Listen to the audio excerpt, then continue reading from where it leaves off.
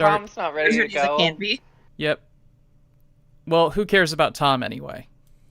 I care. Good old Silent Tom, that's what we calls him. Okay, let me look up episode summaries. Voiceless Tomothy. Eromanga Sensei episode summaries. That's not episode by episode.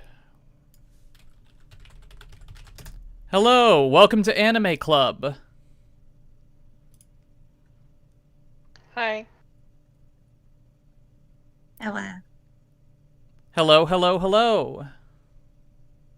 Oh wait, we started streaming. Okay. Yes, we're Hello, live, everyone, hello. just so I you know. wanted to leave a message for you to get you settled in on your first night. Wow, we already have 38 concurrent viewers. Incredible. I guess Eromanga Sensei draws a lot of people. I was a bit creative with the title this time. Hold on, now I gotta figure out what the title was. The Don't tell title me is yet. the title is ExPoint does his best to defend Eromanga Sensei for 3 hours. Please save me. Oh, I will be ripping this apart mercilessly. This is like the first anime I have seen, and it's like, oh, this deserves 0 points. Not a single point I will give to this show. See, here's the thing. Is that when did Eromanga Sensei came out? 2017. 2017. When did it came out? In 2017, you would have been right. And it is now the year of our Lord 2024. We have had 7 years of degeneracy since Eromanga Sensei came out. And at this point, I'm not willing to say it looks quaint. I am willing to say that it's boring. And that Really boring. is the absolute worst thing there is to say about it. I would use the word pedophilic. What? No. Why would you say that? What makes you say that? That's a very serious accusation to be throwing around. The show that sexualizes 14 to 12-year-olds? I don't know. When? You know, I think that this is saying more about you than about the show. I think you might be projecting a little bit here. Oh my god. Okay. I'm so sorry.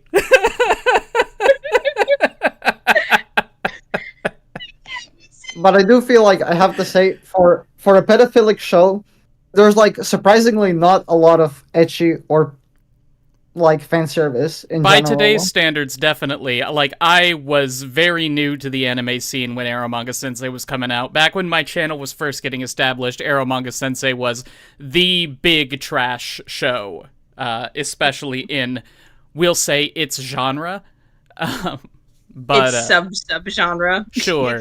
It's so weird that it got to be like the big like, yeah, what it is doing is like the worst thing ever, but like, I do agree, it's so boring. And yet, it doesn't have a dub. Yep. Despite how, what the fuck is the word I'm looking for? How inarguably popular Eromanga Sensei was, no dubbing companies said, yeah, we'll take that one. For 7 years, no dubbing company has said, yeah, give us that Eromanga Sensei money. Mm-mm. They all know it's not worth it. Mhm. It's like, okay, so, my thoughts on the show overall are fascinating because, like, okay, I went into the show expecting to be bored, and I was baffled and a little afraid at the fact that I felt genuine pathos for these characters. See, me too, at exactly one point in episode 3. But,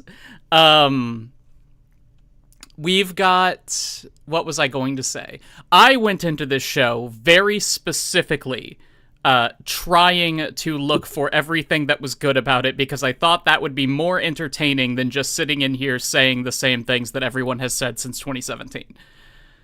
So I've got, the problem is that I am between ADHD meds at the moment, and my brain is incredibly resistant to anything that I have to do.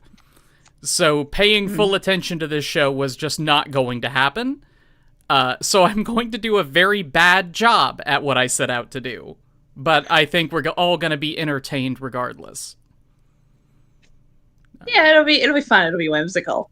Somebody had a comment. It was, where are you, Lord something? Lord Robertus III says that at least it's not redo of Healer, and that is something that I thought would be interesting to talk about, is that shows like Eromanga Sensei have gotten so much worse than Eromanga Sensei that Eromanga Sensei is not as bad anymore.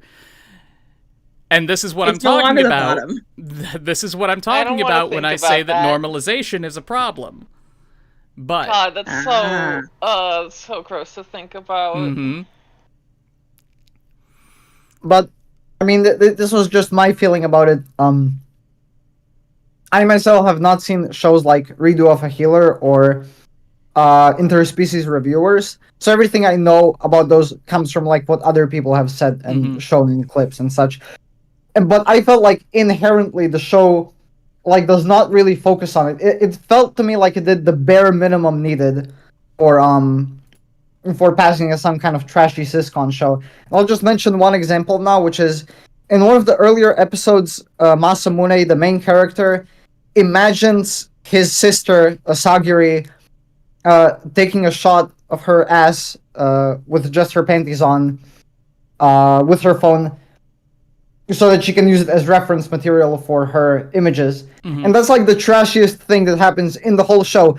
And it's in the main character's imagination. It doesn't even really happen. Yep. I'm pretty sure that... Okay, so hold on.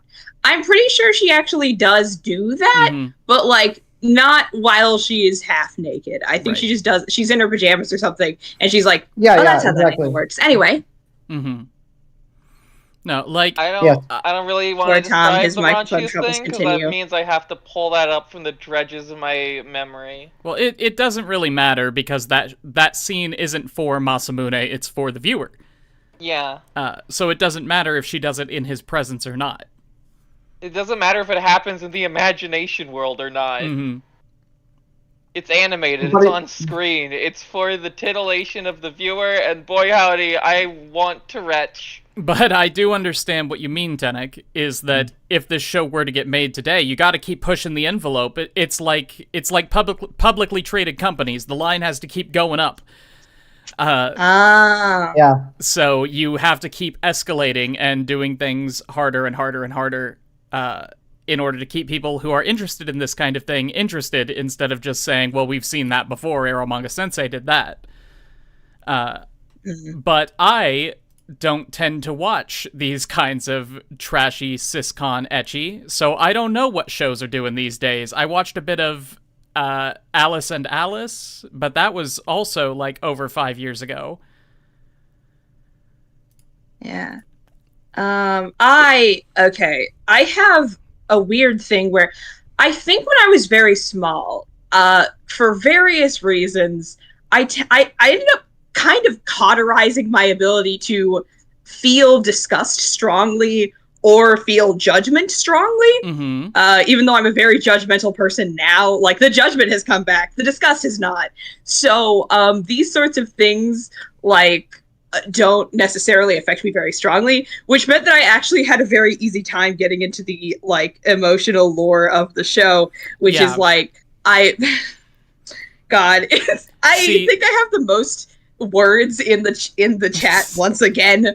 I keep doing this. Once again, forgot to go back and read the chat, so this is going to be fun. But a phrase you are going to hear from me a lot today is all moral judgments aside, comma. So all moral judgments aside, comma, I think there are things that Eromanga Sensei does fairly well. I think it does not deserve a 0 out of 10, unless you are saying, like, yes, your life will be worse if you watch this, because it will make you feel bad. But if you take those subjective feel-bads out of it, I think purely presentation and story-wise, it deserves about a 5. I'm still sticking with the 0. 5, it is an anime. Like, the story is weak, but it has points where you can look at it and say, okay, it's trying to say something here. There's a little bit of drama going on. It has jokes that made me chuckle a little bit. The visual presentation in particular is very good in the first few episodes of the show, and then they just drop it because they don't need it anymore. Yeah, I did kind of notice that, where it's like, oh, this is decently animated for the first few episodes, and then it just kind of stops being that. Well, it's not about being decently The scene where animated. they're looking at the fireworks, and the fireworks are not even animated, I'm over here Very like, funny. guys. Yep. But the thing about it is that in the first episode or two, you get a lot of very interesting cuts and visual metaphors and transitions between scenes. Like, the one that stuck with me is when Masamune is talking about how Sagiri locked herself in a room. We get this entire flashback of him and Sagiri and how they met and such, and then it transitions to a shot of the bedroom door, and we can see all of the flashback happening behind it, and the door just slams shut, and that is a very good shot. And then there's another flashback scene where we see Masamune realizing that Sagiri is Eromanga Sensei. And the flashback is happening, and then we see him in his room having the flashback, and then something else happens where it's like, hard to explain with words, but the flashback takes on the shape of the house that he's in over a black and white scene of something, I forget what, and it's really cool. Problem is, the show sucks. If the show didn't suck, I would have no issue praising it. But, like, it stops doing any of that by episode 3, and it just presents what is on screen because it's what's happening. And I really wish it had kept going with a lot of this interesting visual presentation. Sorry to interrupt you, Jams. Oh, no, it's all right. I really think that the character relationships, like the network of relationships that is going on, I do actually think the characters bouncing off of each other when forced to things are not happening is fun. Like, Elf is my favorite character. She's amazing. I love her. She is perfect. Sure. I adore her. Whatever you say. She's the most I'm an actual character out of the whole cast. Mm-hmm. I still wouldn't call her a character, but she's the closest to getting there. Well, and that's another thing, is that Sagiri herself, at least in the first few episodes, they do a good job establishing that she is a fucking weirdo. Like, the thing with having to talk through the headphone mic because she doesn't want to speak loudly enough for Masamune to actually hear her. Like, it's obviously very anime. It's not realistic. Nobody would ever do that. But it's fun. It's a neat little detail. It's so good. And, like, when she's really mad at him, she stacks 3 speakers on top of one another and screams. That was so funny. Hey guys, real quick, can everybody hear me? No. Yes! My mic working? No. Does the sound like terrible? Rejoicing! I don't know if the sound is terrible or not. I can't hear you. So hello everyone. Everyone in the YouTube chat, everyone in the Discord chat. This is Tom Ziak. Hello. Former student of mine, former YouTuber. Former, trying to come back. Do it. I have a video literally right now in the editing bay, so we'll see how that goes. Oh, amazing. Mood. God, I've been working on this video for so long. Well, in that case... this show is dog shit, though, right? Hey.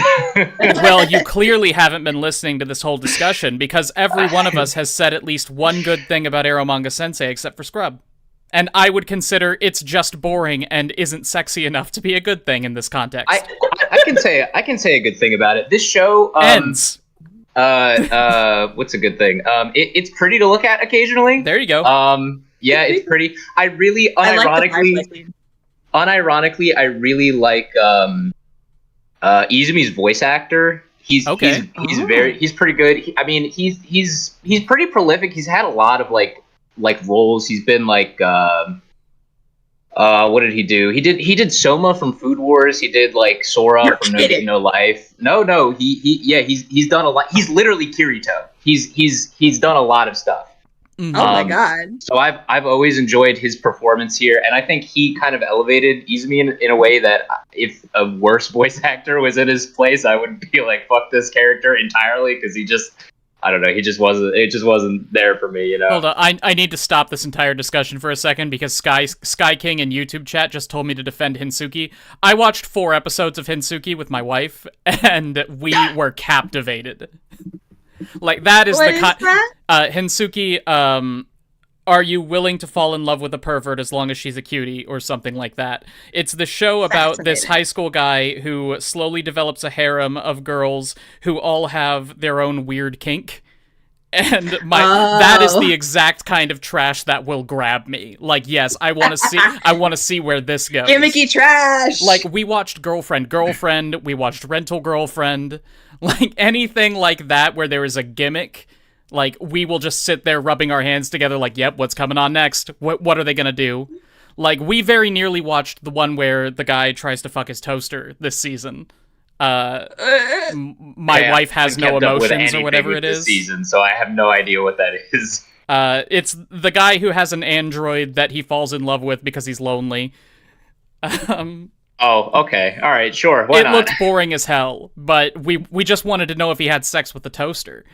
Yeah. Oh, I would too. Yeah, of course. But we wound up watching the one where the ice cream gets kidnapped instead, and there will be a weird anime video about that. Anyway. Look, I come at this show more of like, I don't feel like I need to defend anything in this, you know what I mean? But like, I get why somebody would want to like be like, well, I want to find something good about this, you know, and there is something of value to be found here, maybe, possibly, but also I think you can just let things be bad and be like, well, yeah, this clearly obviously sucks. Not everything you don't need to go into everything being like, oh, well, this one has this good thing about it, at least. Like, you can just be like, man, this blows.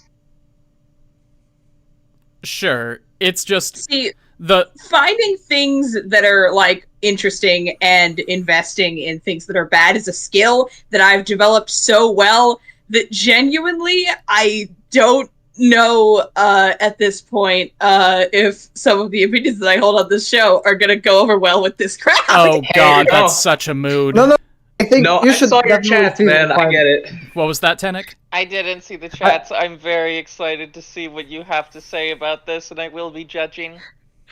I just want to reassure Stars to tell anything good she has on the Absolutely. show. I'm sure it's I gonna make need it help. more interesting than if we were to just talk shit all the time. So to officially start this anime club 15 minutes in, everyone in YouTube chat, hello, I am Explanation Point, you know me. I am not going to have my camera on today because I don't want to. The room is gross and I don't want to clean it. It's your channel. It's your It's rules. my channel, and you don't get to see my face if I don't want you to. Today, I am going to do my best to say positive things about Eromanga Sensei, because Eromanga Sensei was voted on by you, my lovely viewers, to be the subject of today's anime club, and I thought it would be more interesting that way than it would be if I just said the same old criticisms that everybody has been saying since 2017. The people you see in this Discord call with me are my patrons. You can go to patreon.com/explanationpoint to join this call if you would like to, and after a minute, we're going to get too full for me to leave that open. So, we'll see how that goes.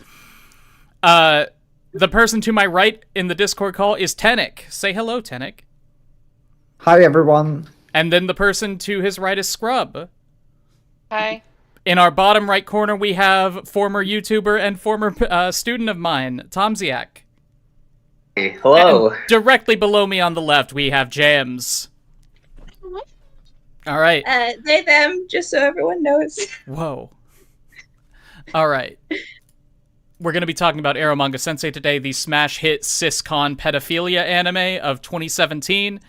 And I think that we've already gone over our general thoughts. Basically, my main takeaway from this series, without any consideration of the gimmick of trying to praise it for the entire anime club, is that there are 3 shows going on here.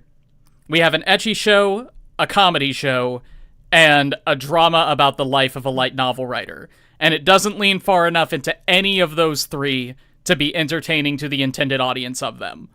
I think you could also throw in harem show. I don't know if that's necessarily. Yeah, I was throwing that in show. with the ecchi. Yeah, but Ecchi also fails. Fails at that. Well, No, it fails at being a harem because the guy picks his girl in episode 1. Absolutely. But like then all the other girls are free for the viewer. So is that really a failure? But I also hate them, so I don't. They aren't for you, I don't necessarily Tom. want them for me. You know, They aren't for you. Yeah, they're for whoever otaku 16-year-old is watching this and going, "Oh, for once in my stupid, pathetic life, this fake girl will love me." Yes.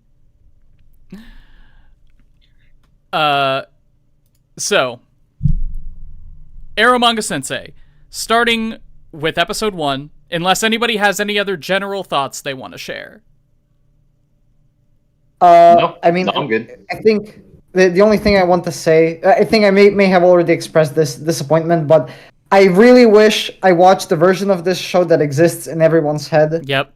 Like something that would be so irredeemably trashy, it'll make me wish it didn't exist. Like something that would make a scrub fall through the floor, just out of how horrible it would be. Yep. Can I be honest with that? Like, I went into, like, normally I go into shows like with pretty low expectations or generally no expectations at all, to not, be swayed one way or the other. Like, but I did not watch this show when it came out. I remember it was super popular. Like, I was there. This was like slapped all over Crunchyroll. Tons of big YouTubers made, videos about this show. I remember. Even me.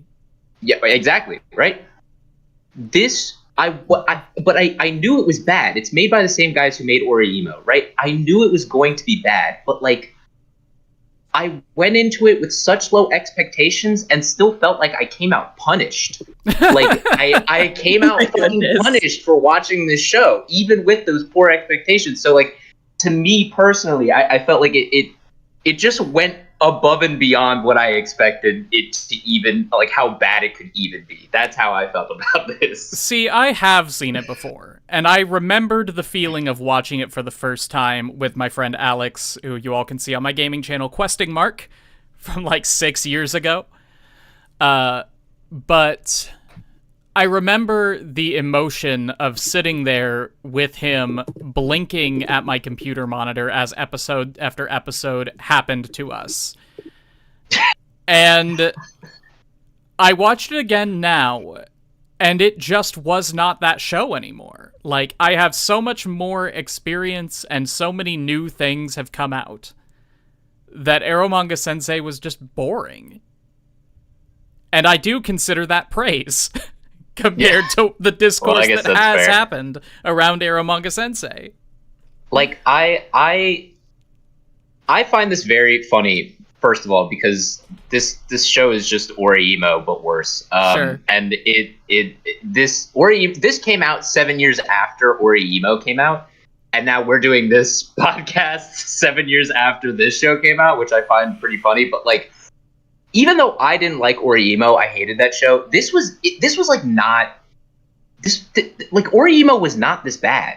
Like, this show is as if like they tried to do Orihime again, but make it worse on purpose. I genuinely like don't get why they thought, like, anyone thought this was a good idea. Yeah. I don't get it. Well, it's if like, I may, I think the writers thought this was a good idea because with Orihime, like, as far as I'm aware, the whole Syscon stuff kind of like they made the Syscon stuff like a blatant and canon like so late in the game that it like shocked the audience. They're like, what's going on? And so they were like, no, we want to try to get the audience on board with this completely from the get-go. We want to like have something that like I truly believe in my heart of hearts that the goal of Eromanga Sensei was to like essentially convince the audience that this is a cute, genuine romance between these two characters. I could get on board with that. I don't necessarily think that they accomplished at all what they were trying to do, but I could get on board with that. Yeah. Like, as somebody who has something of an obligation to understand anime. I have seen and heard of a lot of shows that make Eromanga Sensei look like you could display the manga in the front of a Barnes & Noble. Like, this is not Kodomono Jikan, this is not Shoujo Ramune, and those are the two that are coming to mind. Angel's Three-Piece. Like, but Reincarnation Coliseum. Like, there's sure, I believe you. But yeah. Oh, that one's bad. Like, what Eromanga Sensei does, and I think this is like half praise and half condemnation, is it is able to toe the line of acceptability so closely that it appeals to the people who would enjoy a show like Kodomono Jikan, but it is also not offensive enough to be totally thrown out of the public eye. Like, it is able to generate discourse in a very, like, parasitic kind of way. Like, people are willing to hate watch it, and something in the back of their brain that would normally click and say nobody in their right mind would enjoy this show, that thing does not click with Eromanga Sensei. They see Eromanga Sensei and they think, oh my god, people do actually like this. People loved this show when it came out. Sure did. People genuinely did. I was there. There was a very large crowd that loved this show. Mm-hmm. But I think that is, and again, I'm not sure if this is praise, but I think that that's one thing that the people in charge of Eromanga Sensei did exceptionally well, which is not going so far that people write the show off. They were very good. They were very good at provocation. Yeah. I just think that makes it so inconsistent, though. I'm sorry, Tenek, you go ahead. Yeah, I don't know. I think for the same reason I would say it failed. Like, trying to appeal to everyone, I would say just appeal to no one. Sure. And I think that would just lead me to repeating the point about it being boring and unremarkable. All right. For me, I think it's because it's so boring and because the subject material is so bad, I don't think it deserves any amount of points because there is nothing good to take away from this anime. Sure, like, I'm not saying it gets... nothing that helps a person. I'm not saying it gets a point for being able to, like, make people watch it. I'm just saying, like, that is one of the goals of the anime studio, and they did achieve that. In the same way that, like, Russian bot farms spreading, like, those really weird craft videos on Facebook generate discourse. They're good at that. Yeah. Oh, those bitches. Yeah, correct. They're good at that. That's not a good thing. Like, it doesn't benefit society that they are successfully doing that. But they do that, and it does work. Like, point in their favor, I guess. They won at their game. Mm-hmm. Which, to be fair, is what I always say a show should be evaluated on. What is it trying to do, and how well does it do that? Yeah. Yes, exactly. Mm-hmm. Which... by those standards, I think Eromanga Sensei deserves like a 5 or 6 out of 10. I don't. I think this is probably, like, in terms of having goals, right? In terms of having goals as a story, as a product, as whatever you want to call it, right? It generally, at least in, season 1, I'm surprised it never got a second season with how popular it was. But in season 1, like, it genuinely fails at everything it's trying to do. And even if, like, you're like, oh, well, you have to give it points for at least, like, presentation, a lot of the show, especially in the back half, just looked ugly. Like, it just looked bad. And whether that's because A1 just, did their normal A1 stuff, I don't know, but, like, I give it, like, a 2. It's not the worst thing I've ever seen, but it's up there. It's really up there. Here's a question. What else was A1 Pictures doing in 2017? I don't know. That's a good question. I'm on their Wikipedia article. I'm pretty sure this show was for Dengeki Bunko's 25th anniversary, so that's why they went really hard into, like, trying to sell this show. We've got Interviews with Monster Girls, Saekano, Fate Apocrypha. There's an Saikano Idolmaster was show. not 2017, right? Saikano, How to Raise a Boring Girlfriend Flat. Sequel That was to not Saikano. 2017, was it? Oh, the sequel. Oh, okay. No, my bad. Yeah, concurrently with Eromanga Sensei, they would have maybe been working on Interviews with Monster Girls, Grand Blue Fantasy, Saikano sequel, and Fate Apocrypha. Maybe.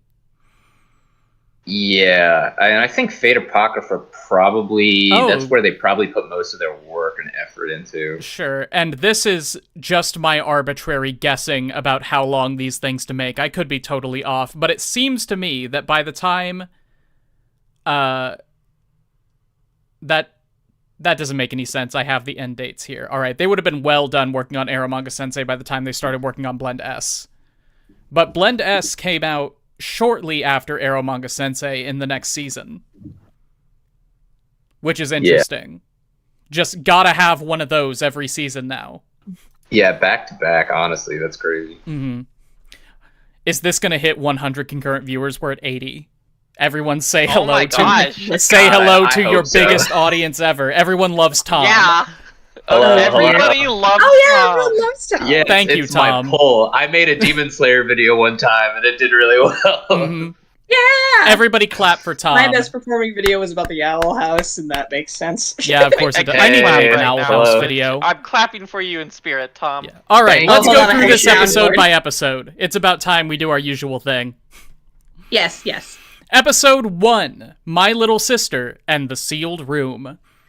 High school student Masamune Izumi lives a balanced life between his career as a novelist and looking after his foster sister Sagiri, who became a shut-in a year prior. When Masamune's books become popular on the charts, he's demanded to be seen in public along with his illustrator, an anonymous person who goes by the pen name Eromanga. Later on, when Masamune watches Eromanga Sensei's live stream as she is illustrating and chatting with her fans, he discovers that Eromanga Sensei's real identity is none other than Sagiri. Who would have guessed? I'm surprised you are not doing this on Please Don't Bully Me Nagatoro since it just wrapped up its manga. I hated Nagatoro so much. But I only watched one episode. Anyway. I only watched one episode. Don't crucify me yet. I didn't watch any of it, so you did one. I did, you know. Mm-hmm. Is that the one with like the gather and the boy who can draw? You mean Eromanga Sensei? Yeah, it's the one who can draw. It's the same thing. All right. So, this first episode, we're establishing our character dynamics. We've got Sagiri, we've got Masamune, and we introduced the bookstore girl in this one. And the agent. She's not a character. And the what? The agent. The agent and the bookstore girl, neither of whom are really characters. So this entire episode is focused on Masamune and Sagiri together. And the first thing I want to bring up, because I want to hear everyone's opinions, is Sagiri cute? Because that is a very important goal of this series. In like terms of character design, like yes, she's a cute character, but I don't find anything that she does cute. Yeah, okay, fair enough. Fair enough. Is the design of the character of Sagiri a cute character design? Yes. Cute character design. I mean, obviously, this is anime. All the characters are cute. I don't think Masamune's cute at all. No, that's not true. Muramasa either. She's so boring looking.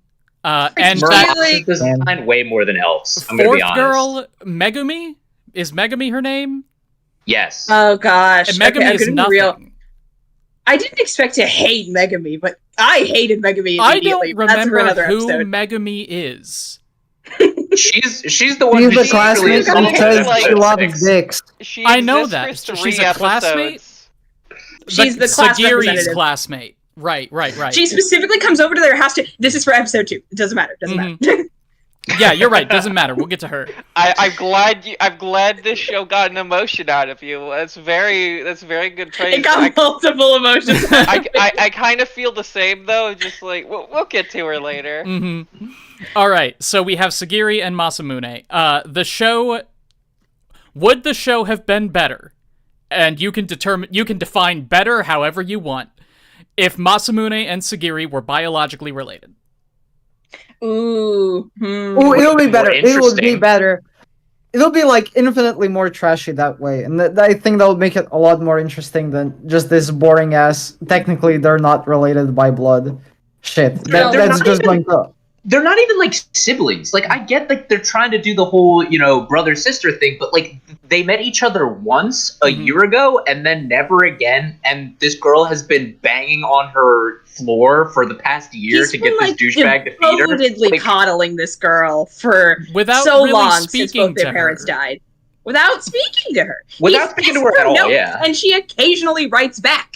Mm-hmm. It's crazy. Anyway, I guess like what I mean is like, okay, because of the way the show is structured and the way that their relationship is, I don't think it would be better if they were biologically related, specifically because the moment where he sees her and he's like, oh, she's adorable, I love her. Like he like gets down to her level and he's like, oh, she's nervous. Here, I'll get down to her level. And then she looks at him. She says one thing to him, and he's immediately smitten. And that's not a thing that can happen if they're biologically related. That Lolita moment happens. I actually thought that was like a genuinely wholesome moment, and then the entire rest of the show happened. Like it was not. You fool. To be honest, like in the first episode, he doesn't even come off like that bad. Like. He comes off like he's very caring and protective, or like, he wants the best for this girl. But then literally from episode 2 onward, he just wants to fuck his sister. I don't know, I don't know where the change was, but like in episode 1, he feels almost like a different character. So here's the thing from my perspective. Normally in shows like this, when I see them saying, oh, they're not really related by blood, so this is okay, right? Wink. Trying to create that taboo that the audience can still get engaged with without feeling horrible about themselves. I find that cowardly. Oh, yeah. I think both are just as bad. I don't think anything would change if they were related by blood. Yeah, well, the incest thing is not the problem with Eromanga Sensei.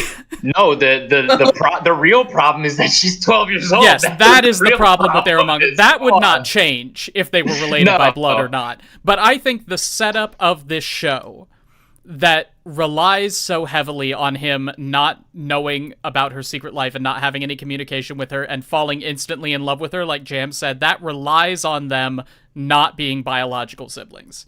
Now, yes. I do think it would be much more interesting if they were biological siblings. He finds out that she is Eromanga Sensei, like, more organically, because it's something she has intentionally been hiding from him for ages.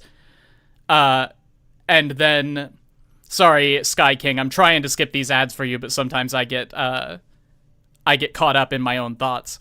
He finds out more organically that she has been hiding the fact that she is Eromanga Sensei from him for ages, and that is what triggers the incest pedophilia in his head. He's like, oh shit. This person who's been drawing all of these erotic images for my books that I've been getting so turned on by is actually my sister. Now my brain is making complicated connections. Yeah. I think that's at least a plot. Like, yeah. It's at least something. Mm-hmm. Yeah. I still so think what it's I said in I think it's so disgusting just hearing just like if you found out that your 12-year-old sister was making like artwork like that, your first reaction should not be to praise it. Your first reaction should be, we need to take you to therapy, stat. Yes. You definitely have her talk with a therapist instead of having any strong reaction at all. This makes me feel very self-conscious about myself when I was 12. Look, I think that might be part of the reason I took on with this show so well. That's why I say have her talk to a therapist, because there is a chance nothing at all is wrong, and you would be completely overreacting to condemn or praise. But I don't think it's a family member's place to have any strong reaction to that at all. True. Why not? What I said in the chat, like in the little notes, the discussion thread, was that like I would have it would have tailored to my taste specifically so well if they spent like a full third of the show or something not knowing who each other is. Like just like you had the same setup where like he has these emotions about his little sister who you only saw once, but he got so attached to her so instantly that like and then both their parents died and she's the only person left in his life who he can consider like family. And so like he like does so much for her, and she has her own emotions about him and about like their parents and about everything. And then also they completely separately have a working relationship with this random person, this anonymous person they totally don't know. And then they find out, like it's a slow build of like all of the pieces crumbling together like a secret identity nonsense stuff. I love secret identities so much. And I would have loved to have a full third of the show just taken up by them not knowing. Absolutely. But it's a harem show, so we have to focus on the other girls. We can't just focus on their relationship. I also think that waits until like the second half of the show anyway. So I don't think it's in conflict. I also think the reason why part of it's kind of like a structural issue, because the way that the first book ends in the original light novels, I assume based on how the structure of the anime is, it really feels like they were only doing like a one-off book. Like it was just going to end at a certain point, and then that was it. But then they just kept writing more, and they had to but they didn't have anywhere to go with it. So that's why it feels more of like a harem manga or harem, light novel series, whatever, as it goes on, because of the way that the first book is structured. It feels like a very it should have just ended, Yeah, and that's part of the problem. This anime was made 2017. I looked it up like a few days ago. The light novels like completed themselves, so to speak, 2020 or 2022. That's like multiple years apart. Yeah, it's been on for a while. Which is crazy. I can't imagine that much Eromanga Sensei. Where does it even go? Who knows? Nowhere. It goes nowhere. We know. Tenek? Well, the whole goal they have is like getting this light novel, in-universe light novel about this cis-con relationship turned into an anime. So I would just assume, the ending is them, overcoming all the hurdles and realizing their Sure, dream. But what happens between now and then for 5 years? I don't know, more like bullshit. 13 volumes or something. Whole lot of bullshit. All right, Masamune and Sagiri's dynamic. Personally, I think there was a lot of potential for comedy and drama there. Even excluding any romantic sexual stuff that we would want to talk about. The idea of how old is he? Like 15, 16?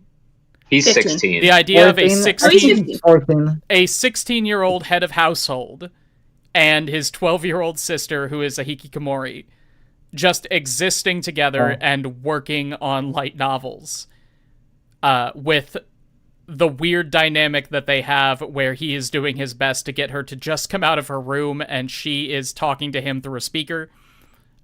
That's great. I really love that. I love that. I'd be okay with that premise. It wouldn't go anywhere super interesting, I don't think. Sure. Only because it's you're writing a story about people writing a story. Yeah, that about, does not make a show. Whatever. It's no, exactly. I just think that is a fine setup for a pair of main characters. Yeah, as setup goes, yeah, sure, why not? So it's interesting how the thing that got her to open the door was mainly just a coincidence. And that's the thing. It was pure coincidence of her camera not turning off. And then he gets so freaked out about this that he just freaked out. He gets freaked out about the camera catching her changing. And he just runs to her door and starts screaming and banging on it. And he's never done that before. And she's like, what the fuck? And she peeks out of the door. And that's the first time he's seen her face in a year. And he's like, and all he can really say is secret identity. And she's like, I don't know anybody by that name. And also, it's I hate that tick. I hate that tick that she has where she won't admit it. I hate it so much. I don't need her to like sit here and be like, I am Iron Man, right? But like, I at least some acknowledgement of like, fucking anything that you're doing, man. Like, just say it. It's not funny. It's not cute. It's just annoying. Mm-hmm. Yeah, it's Yeah, far like, too long to be catchy or cute or anything like that, and it's not something that a normal person would say. Nope. To be fair, she's not a normal person. Real person. Yeah, I caught that. A real person, that a yeah. real person would say. I think the way they got into the conversation was very much a like contrivance, like such an obvious contrivance, but I loved the conversation itself. However, we come into what I deem the main villain of this entire series, which is the camera TM, where like she is being sincere and genuine, and she is connecting with him for the first time ever. Like she's speaking to him and being genuine with him. He is the first person she has spoken to with her voice in a year, I'm pretty sure. And like the camera yes and no. is She does live streams all the time. Okay, she's the first. He's the first person. Chad is not a person. Yeah, I guess real life, yeah. I'm sorry, Chad, but you are not a person. You are an amorphous blob. A collective. A collective. Chat's not real. Can confirm. Anyway, so what words anymore? Right. I hated the fact that the entire time this cathartic chat about like their parents and how she got into art in the first place and how he like writes partially to support the both of them and partially because like it's like just like a thing he's passionate about and the fact that he can do this, like, you know, like them connecting over the fact that they both like this like medium of like artistic expression, that is just completely like slathered in a layer of, oh my gosh, look at Sagiri's body. Yep. Look at it. Look at it. Yeah. Look at it. It does like, the anime around her thing. space. It does the anime thing. There's a It's like, girl she on moves around her screen. What else do you expect them to do? She moves around her space so freely, which is so interesting and lovely. She's never left this room, but she moves around it so freely, and he is just sitting there very politely and very still because he knows this is not his space. It's her space, and like he's just watching her be herself for the first time ever, and he's like marveling at the fact that she's so adorable and so wonderful. We should be focusing on her face because that's the thing that he's fixated on. He's said it multiple times.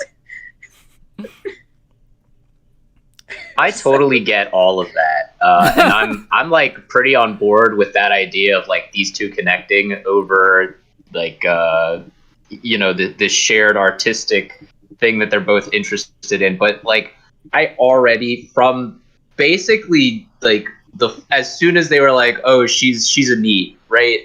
And then you open up into her room and it's the cleanest, most perfectly organized thing of all time. And even the fact that she's like live streaming to people, like this character is not like a NEET. She's not a real one, at least. Like, hold on. It doesn't. Okay. All right. Go ahead. Sorry, I will let you finish this thought, but I have to say this before I forget. Does her room have an ensuite bathroom? No.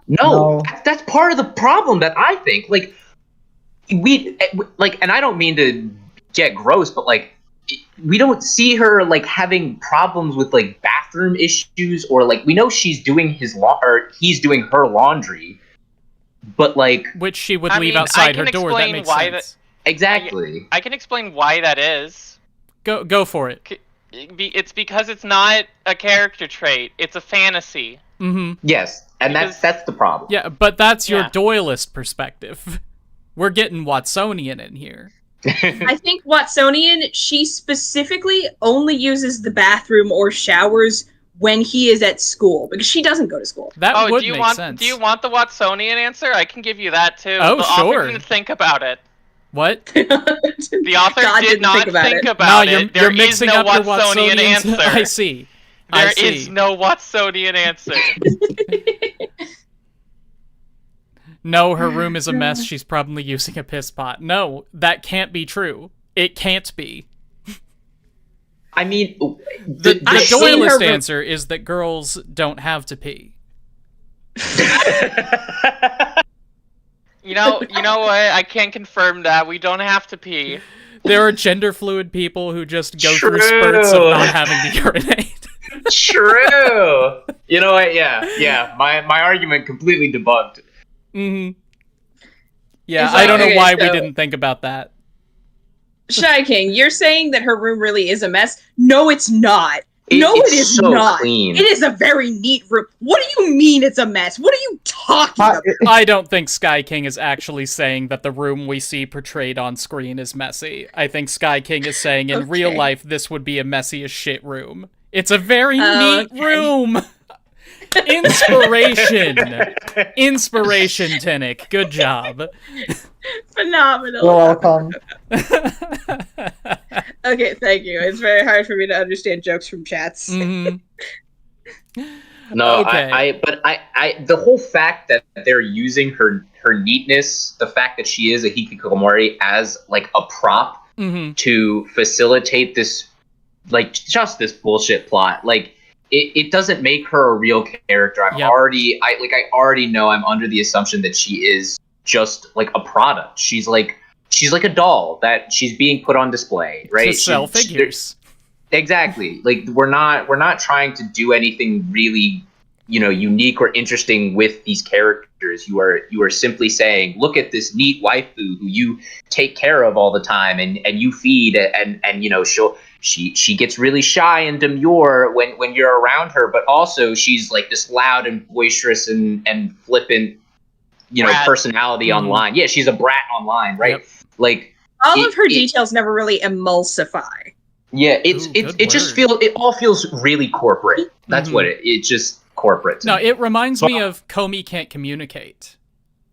Which, yeah? again, I've only seen one episode of that, but how her anxiety is played as such a cute character trait. Like, Comey is not as bad as Eromanga Sensei's depiction of being a hikikomori by any means. Oh yeah, But it's the same kind of thing that's just a little icky. I get that.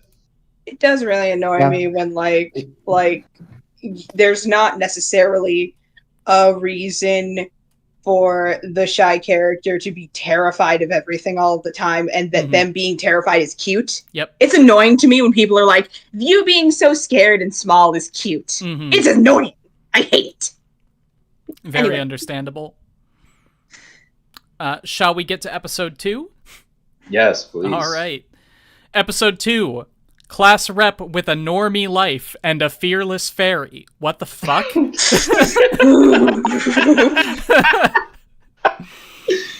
I could talk about What the Megami fuck now. really Well, here sounded we like it go. was part of the episode title. Sagiri's junior high school classmate Megami Gino visits Masamune's home in a bid to get Sagiri to return to school. After Sagiri refuses, Masamune convinces Megami to leave. Later that evening, he goes to a local bookstore where he meets his friend Tomoe Tasakako, who introduces Masamune to a collection of new books written by Elf Yamada on the recommendation shelf. After Masamune buys Elf's books, he witnesses Elf in a dispute with his editor Ayame Kagurazaka over Eromanga Sensei being Elf's new illustrator. Much to Masamune's dismay, Ayame refuses, and Elf leaves in anger. Megami is like the most not a character. She is Okay. the No, character... no, that's definitely not true. That's best friend guy. But go That's ahead. later on in the series. That's Oh best friend yeah, guy. the guy who's not gay. A femboy? Yeah. The guy who's Yes, not yes, gay the is femboy. the nottest character. Yes.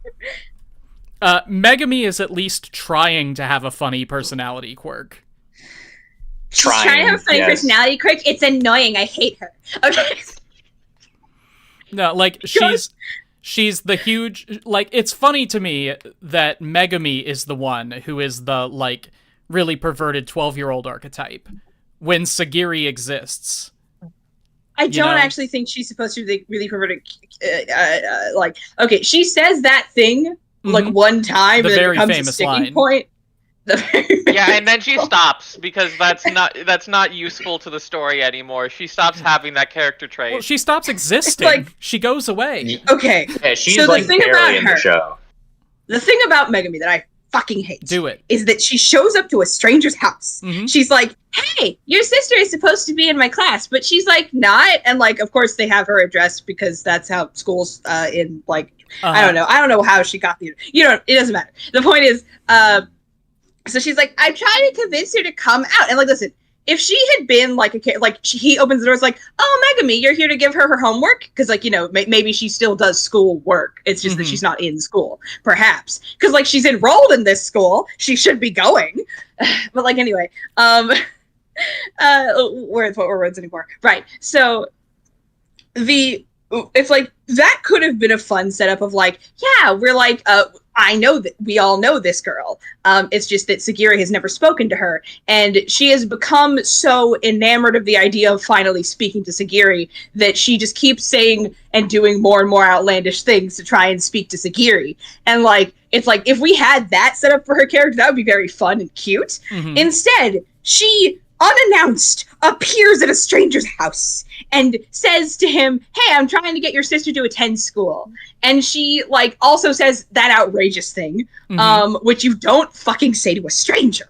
You don't say that. I hate her. And do we want to talk about the other line that I hate with a burning passion? Sure. Okay, I can't imagine what it could be. So they go into the stranger gets invited into the house.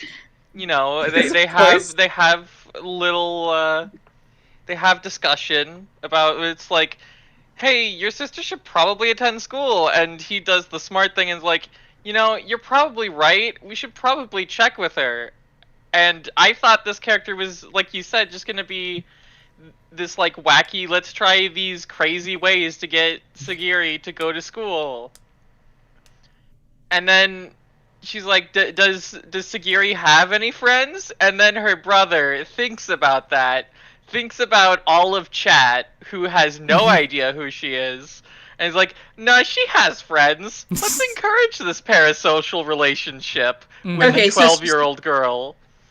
Oh, goodness, yeah. I think that's more of a case of him, first off, being a little bit stupid. Let's not deny it. Yeah, I was just gonna say he's an idiot. But second, not wanting to embarrass Sagiri in front of her schoolmate. I think. Yeah, okay. yeah. I thought that. So the thing that I think the ethos of the conversation going on there, because like he doesn't use the words, no, she does in fact have friends. What he says is she has a lot of people who admire her and the things that she does.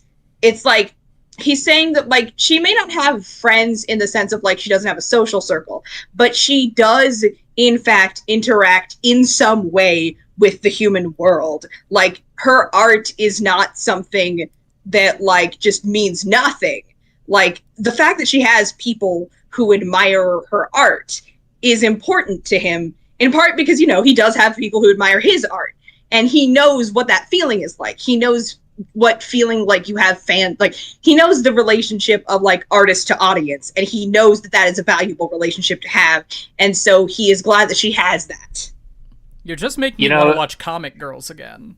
You know what? I want to say, Jams, I appreciate that you have gotten so much out of this conversation because they, like, the way I saw this interaction happening, like he has a conniption over like the fact that he washes her panties. Like that was what happened in this episode to me. Like, yeah, I gotta be honest. I probably just misconstrued what he was saying because I was so mad about the panties thing and the dicks thing. Like the dicks thing happening. Also, the fact that like this girl shows up, this 12-year-old girl shows up to her classmate's house and meets her brother, and because both of them live alone, just assumes they're like in this weird sexual relationship. Like Megami straight up asks him, like, "Oh, like, so, like, what do you guys get up to Are you here?" that like, kind of brother and sister?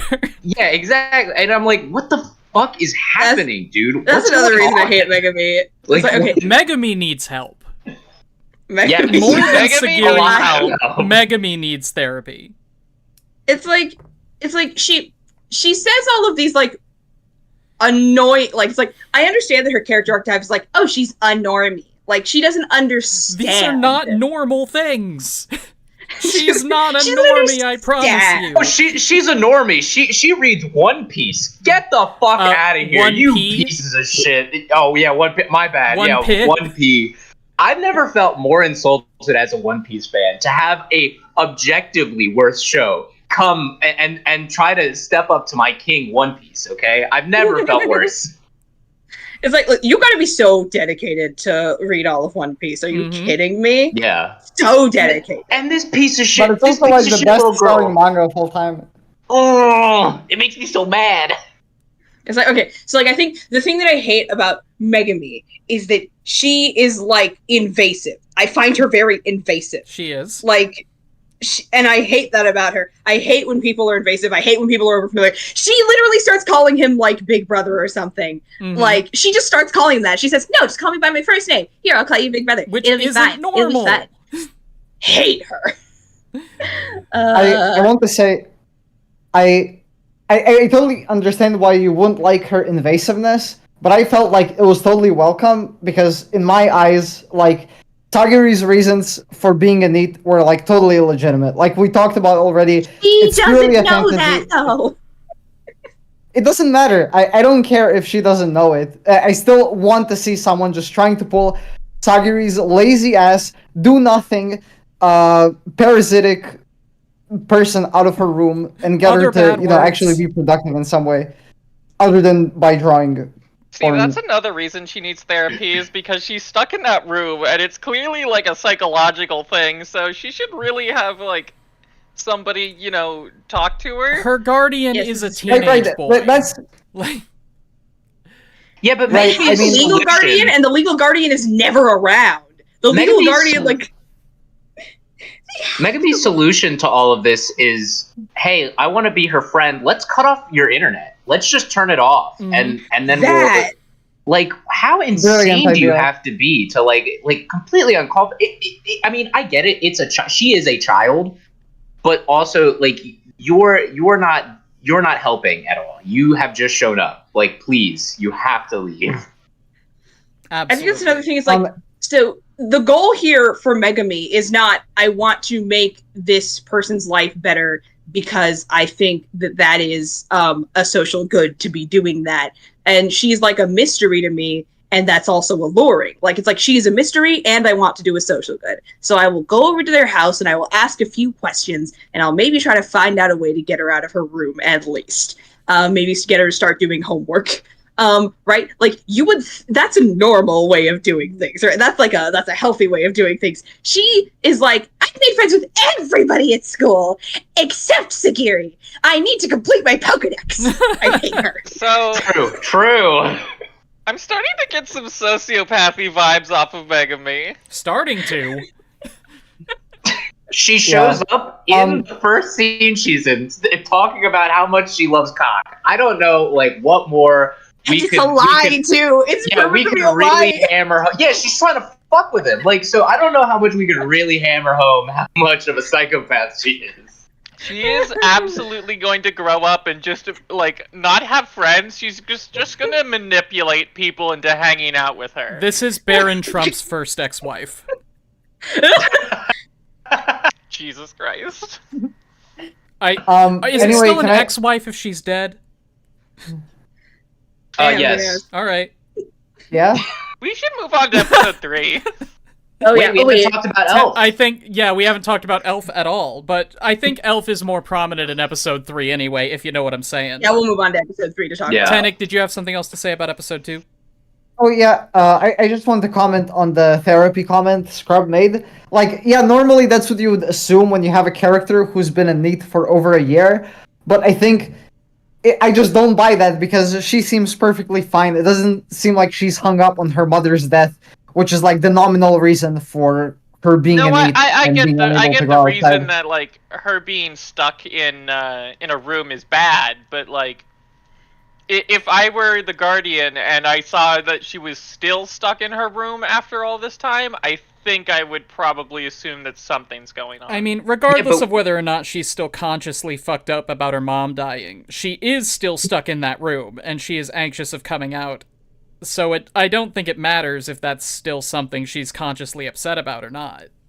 But we should also remember, and like this is later on in the series, but like even when she was like a little girl, she didn't want to go to school. Like she was kind of always a NEET, and like her mom wasn't doing anything about it. Like they were just everybody's just letting this happen. To like, me, it's a good thing. Sounds like she has some kind of depression. Parenting. It sounds like she has some kind of depression and is dealing with Or- a lot of neglect. Yeah, or like a Like, social but I think, disorder. but right, I think that's the issue, right? Like, you're making these inferences, and they're reasonable if you were working with like a normal character that would be a representation of a possible person. But the issue is there's no other displays of depression or psychological issues. Oh, It's yeah. just like they're purely for this neat fantasy that That Tom is already correct. talked about. Hard agree. Mm-hmm. But that's okay because we get the cute brother sister dynamic out of it that sells volumes of manga.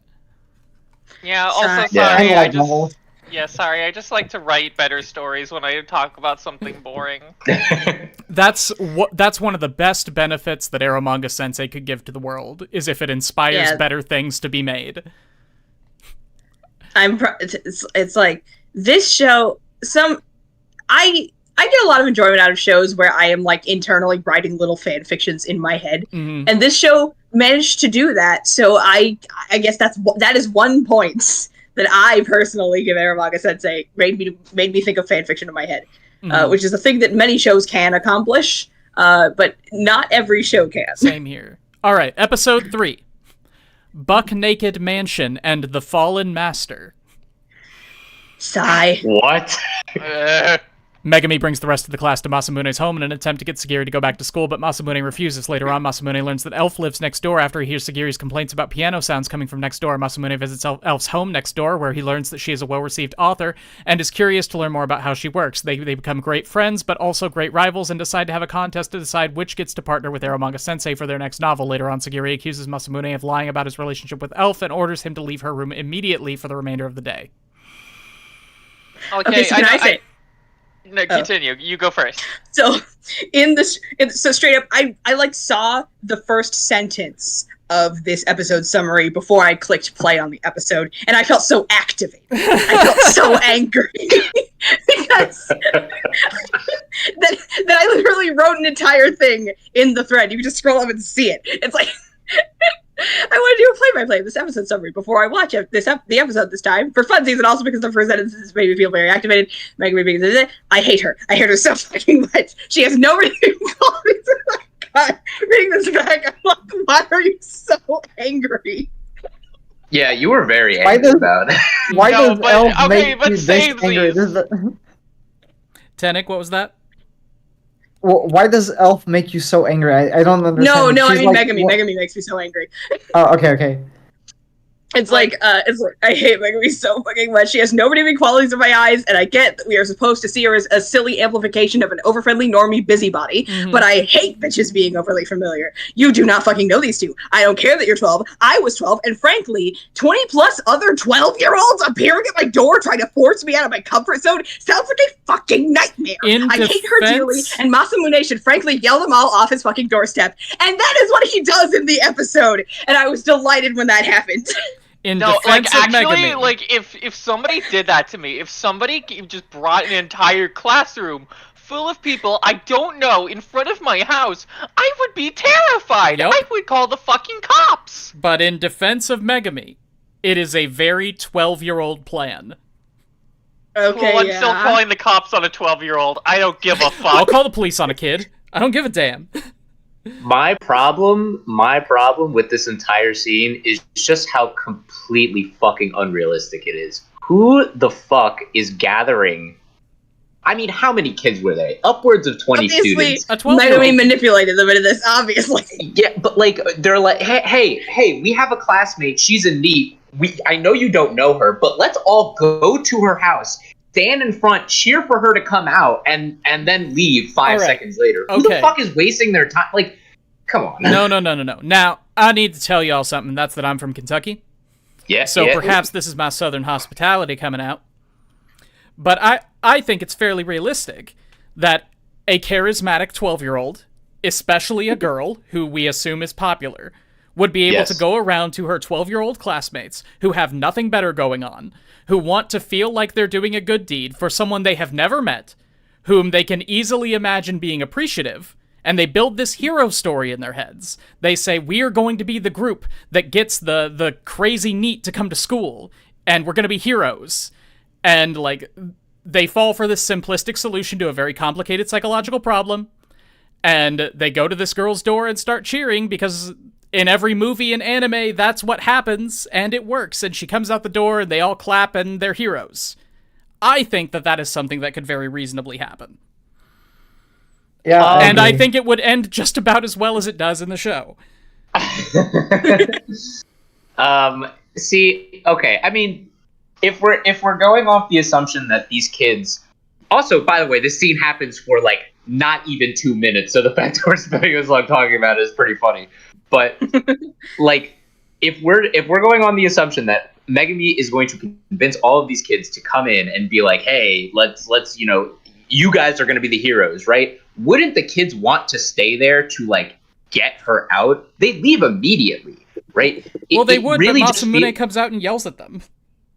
Like, listen, if I was like a 6th grader and then a high school sophomore came out yelled and me off of his doorstep, like I would for sure scram. Maybe I was just a very outspoken and brazen 12-year-old because I had the police called on me when I was 12 for doing dumb shit like this. What? But like, yeah, I mean, it was, well, whatever. It was statement. But like if I was in that group, I would have sat there and argued with him. Like if I was a 12-year-old, and I was really dedicated to getting this girl out of her room, I probably would have yelled at her. Fighting like for him the too. cause. Like, crazy. Exactly. Like, but because it happens so quick, it happens like in the span of a minute, and it's just like this set piece that eventually, like, ultimately means nothing. It's just such a weird way to start the episode, especially when it has legitimately nothing to do with the rest of it. It's true. Gui makes a good point that I am slowly descending into degeneracy, and that perhaps I need to watch my online presence in the future. Wait, maybe I need where? Huh? Where? You said that name like it's in chat. I can't find it. Chat. Beware the pipeline. Yeah.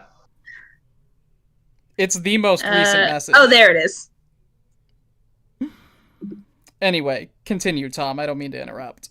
Oh, no, that was it. That was all right. essentially all I was saying, so go ahead. So I think we should talk about Elf was about now. to say, we haven't talked about Elf at all. No, I cannot imagine anything that you guys might be about to say about Elf and her introduction. She is the best character in this show. That's bold. Despite, all right. Like, I don't like her still. I don't Sure. like any character in this, but out of, like, she's a 1 compared to all the zeros. Of the 3 characters in this show. Yeah, exactly. It's like, okay, so, like, her introduction last episode was interesting, because I was like, who is this brat? Oh, it's the exact author he just bought books of? Okay, right. This whole show runs on contrivance, that's right. And then we find out she's next door, and I'm like, okay, this is a contrivance that I really love. And actually, I did the same thing that I did with the whole, I think a third of the show should be them not knowing each other. I also thought, I think that they should also not know each other, and also that they should still be neighbors and be like, why do we keep bumping into each other? Like, they know that they've seen each other's faces, but they don't know why they keep bumping into each other and why they seem to be near each other all the time. And then they find out, what do you mean you live next door to me? See, and I just thought it would be. But that great. requires setup and is funny, and this show needs as much time as possible to introduce other girls. Yes. Like, that's the problem with every show that I watch because it's trashy, and my wife and I love to watch garbage. Like, by the time Girl 4 gets introduced, we're like, okay, that's the end of it. Any semblance of good entertainment that this show had is over now. Except for 100 Girlfriends. Flavor. 100 Girlfriends, Girl 4 was nothing. Yeah, there's 96 Love the There are 96 other behind- girlfriends. Like, Love the concept behind the 100 Girlfriends thing, and I want to watch it so bad because it sounds very like it's off not the wall. that kind bad. of cute. Like, it's very funny in places, especially for the kind of show that it is. We have stopped watching it. We stopped watching before Girl 5 got introduced, but I see. But it's I just fun adore enough. the concept of soulmates, and I like polyamory. Same here. So my biggest problem with Elf, Yeah. right, as a character is just the way that the show transitions into her like being his friend, which is like a weird thing to say, but like the last episode you get introduced to her and she's like this weird bratty idiot, right? Who is like flaunting about how she's like this cool light novel author. Then the next episode he finds her naked, which like shut your blinds, girl, come on, right? Or like, I mean, do, because that's the morally right thing to do. Yeah, right. Well, I mean, it's your house; you can do whatever you want in it, right? I'm not saying that, but you're like 14, so forget I and said you're anything 14, else. right? But like, then he sees her naked, and she's pissed at him, right? And they get into this argument, and then she's like, "Haha, I'm a better light novel author than you. Go fuck yourself." And he leaves, and they're both like they bicker with each other, right? The next time we're introduced to Elf is he comes back home, and she's just like sitting outside his house waiting for him.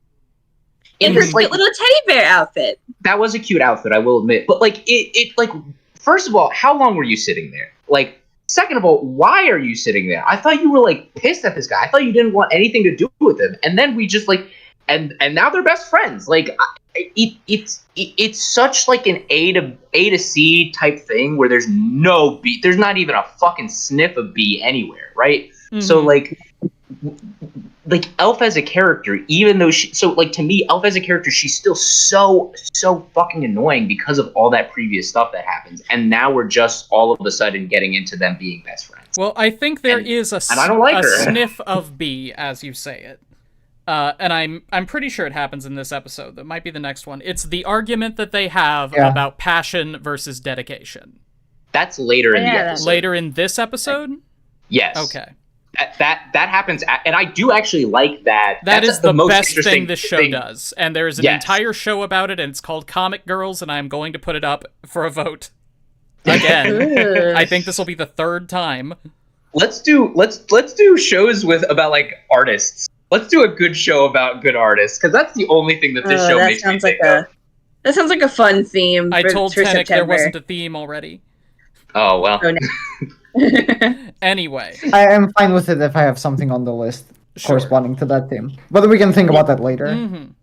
Yeah. Okay.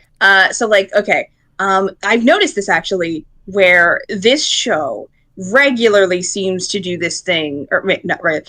It seems to make a trend of introducing the girls, all of them, with like there's this one really big bold trait about them, or there's this one really notable trait about them, and then there is this like completely different trait about them. It's trying to forge a complexity by saying, look at this big contrast between the two things, the two or three things that this girl is capable of. Like emotional, it's cheating emotional range, I think is what's happening. Interesting. And the cheat is really obvious most of the time. But I still love Elf, I think, just because I really love the version of her that they settle into after they stop pretending that the first version of her that we see is the version that will be her for the rest of the show. Yes, I do agree. She becomes the best character because of that. But also, I actually liked the parts where like they were making fun of her for being like this Chunibyo brat. I did like those parts. Oh yeah, I aspire to be like Elf. That sounds like, what I mean is like Chappell Roan once gave an interview where she was like, part of my stage persona is that I embrace the child that just kind of wanted to be obnoxious, so to speak. It's like Chappell Roan is like so camp, so like drag performer. I love that about her, and I love Hot to Go, and I love. Am I the only person in this call who's heard a Chappell Roan song? No, come on. Okay, I've good. never heard of that. She's a huge pop star. Come on. I just wanted to be sure, because I never know like which part of my spheres overlap with other then people's. Probably. No, I'm here. Yeah. Okay, cool. But anyway, it's like, so like I love Elf for that. Like she is that to me. she is the obnoxious child that I never got to be, and I love her for that. Elf certainly is like, for me, like Elf is just a collection of tropes, because every character is that. I don't feel like they're characters. I feel like they're just hitting check boxes on a list. But like Elf is the one who like is the easiest like trope collection that could be molded into an actual character. That's because where she has a story. Like we learned about it more in like the beach episode or whatever, with like the fact that she's been like spending all of this time like training like all of these different skills to be like a basically just a housewife.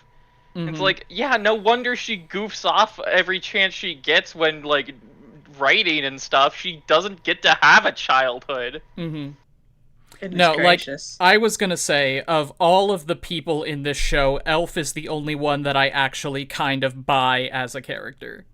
Yes. Yeah. She has motivation. She gets more backstory than Sagiri. I think than Masamune, but that's not surprising. Then Masamune, definitely. Than any of them. Well, I mean, if there were anyone who was going to get more backstory than them, it would be Masamune and Sagiri. Yes. But can you imagine if we knew more about, like, Bookstore Lady than we know about Elf? That would be so incredible. Honestly, she's had a longer relationship with Masamune, too. We should know more about her. And, just gonna say it, she is the cutest design of the harem. Really? Yep. The Clark girl or Elf? Not Elf, the girl from the bookstore. Oh my god. So you said, okay. I know what you meant when you said Clark was Clerk, but you said Clark and I was like, yes, Lois and Clark, she is Superman. Don't make fun of Tenek. I'm sorry.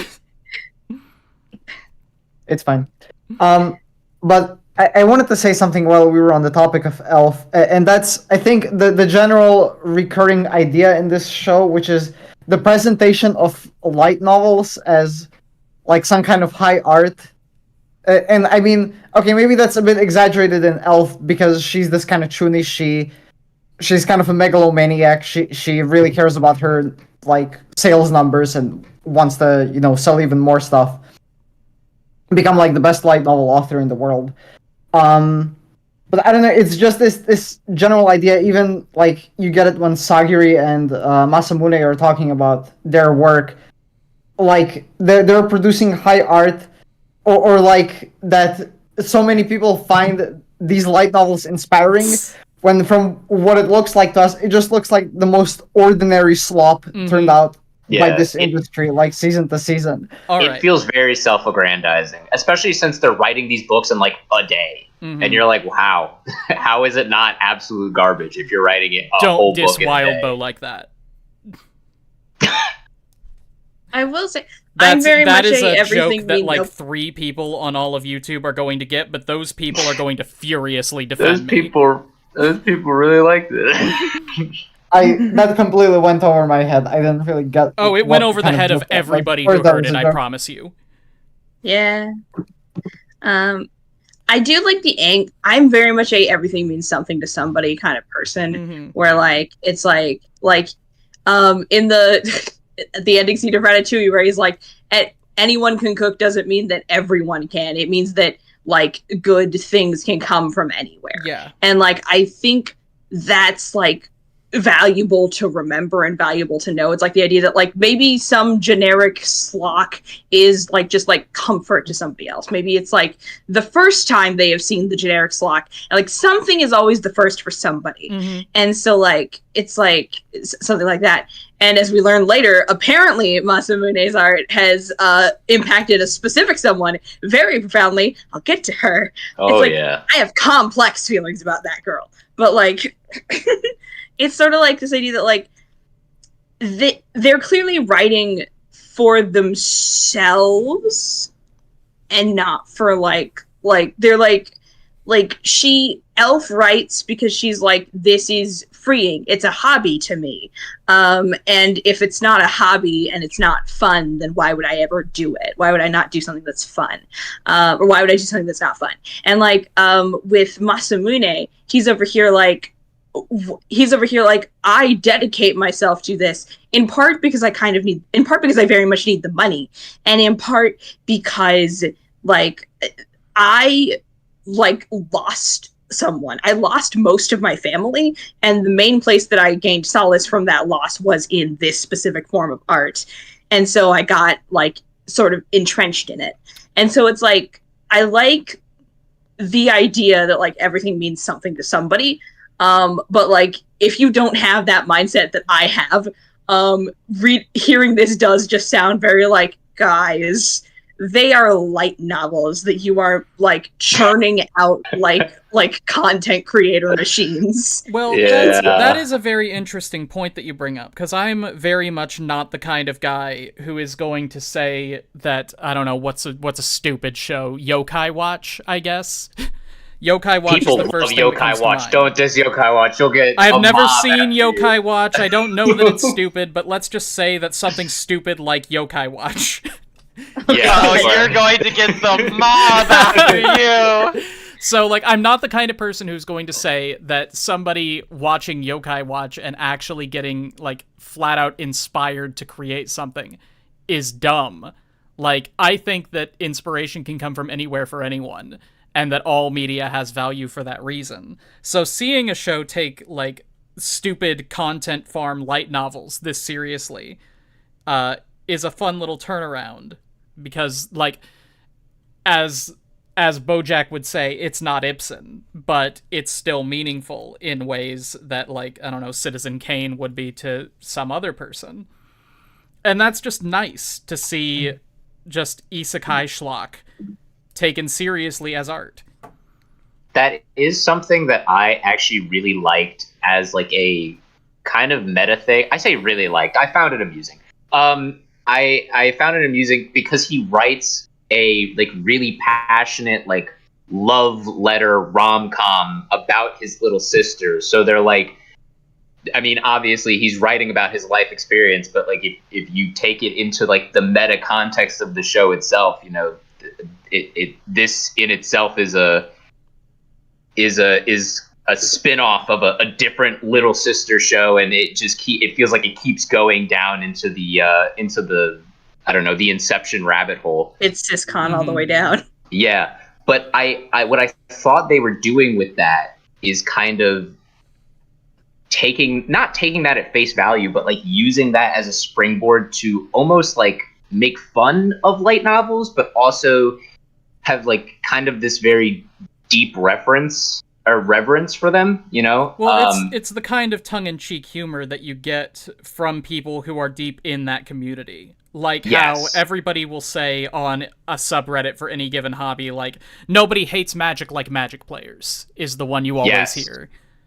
And I can imagine with a community like light novel readers, it's very similar because of the way light novels are.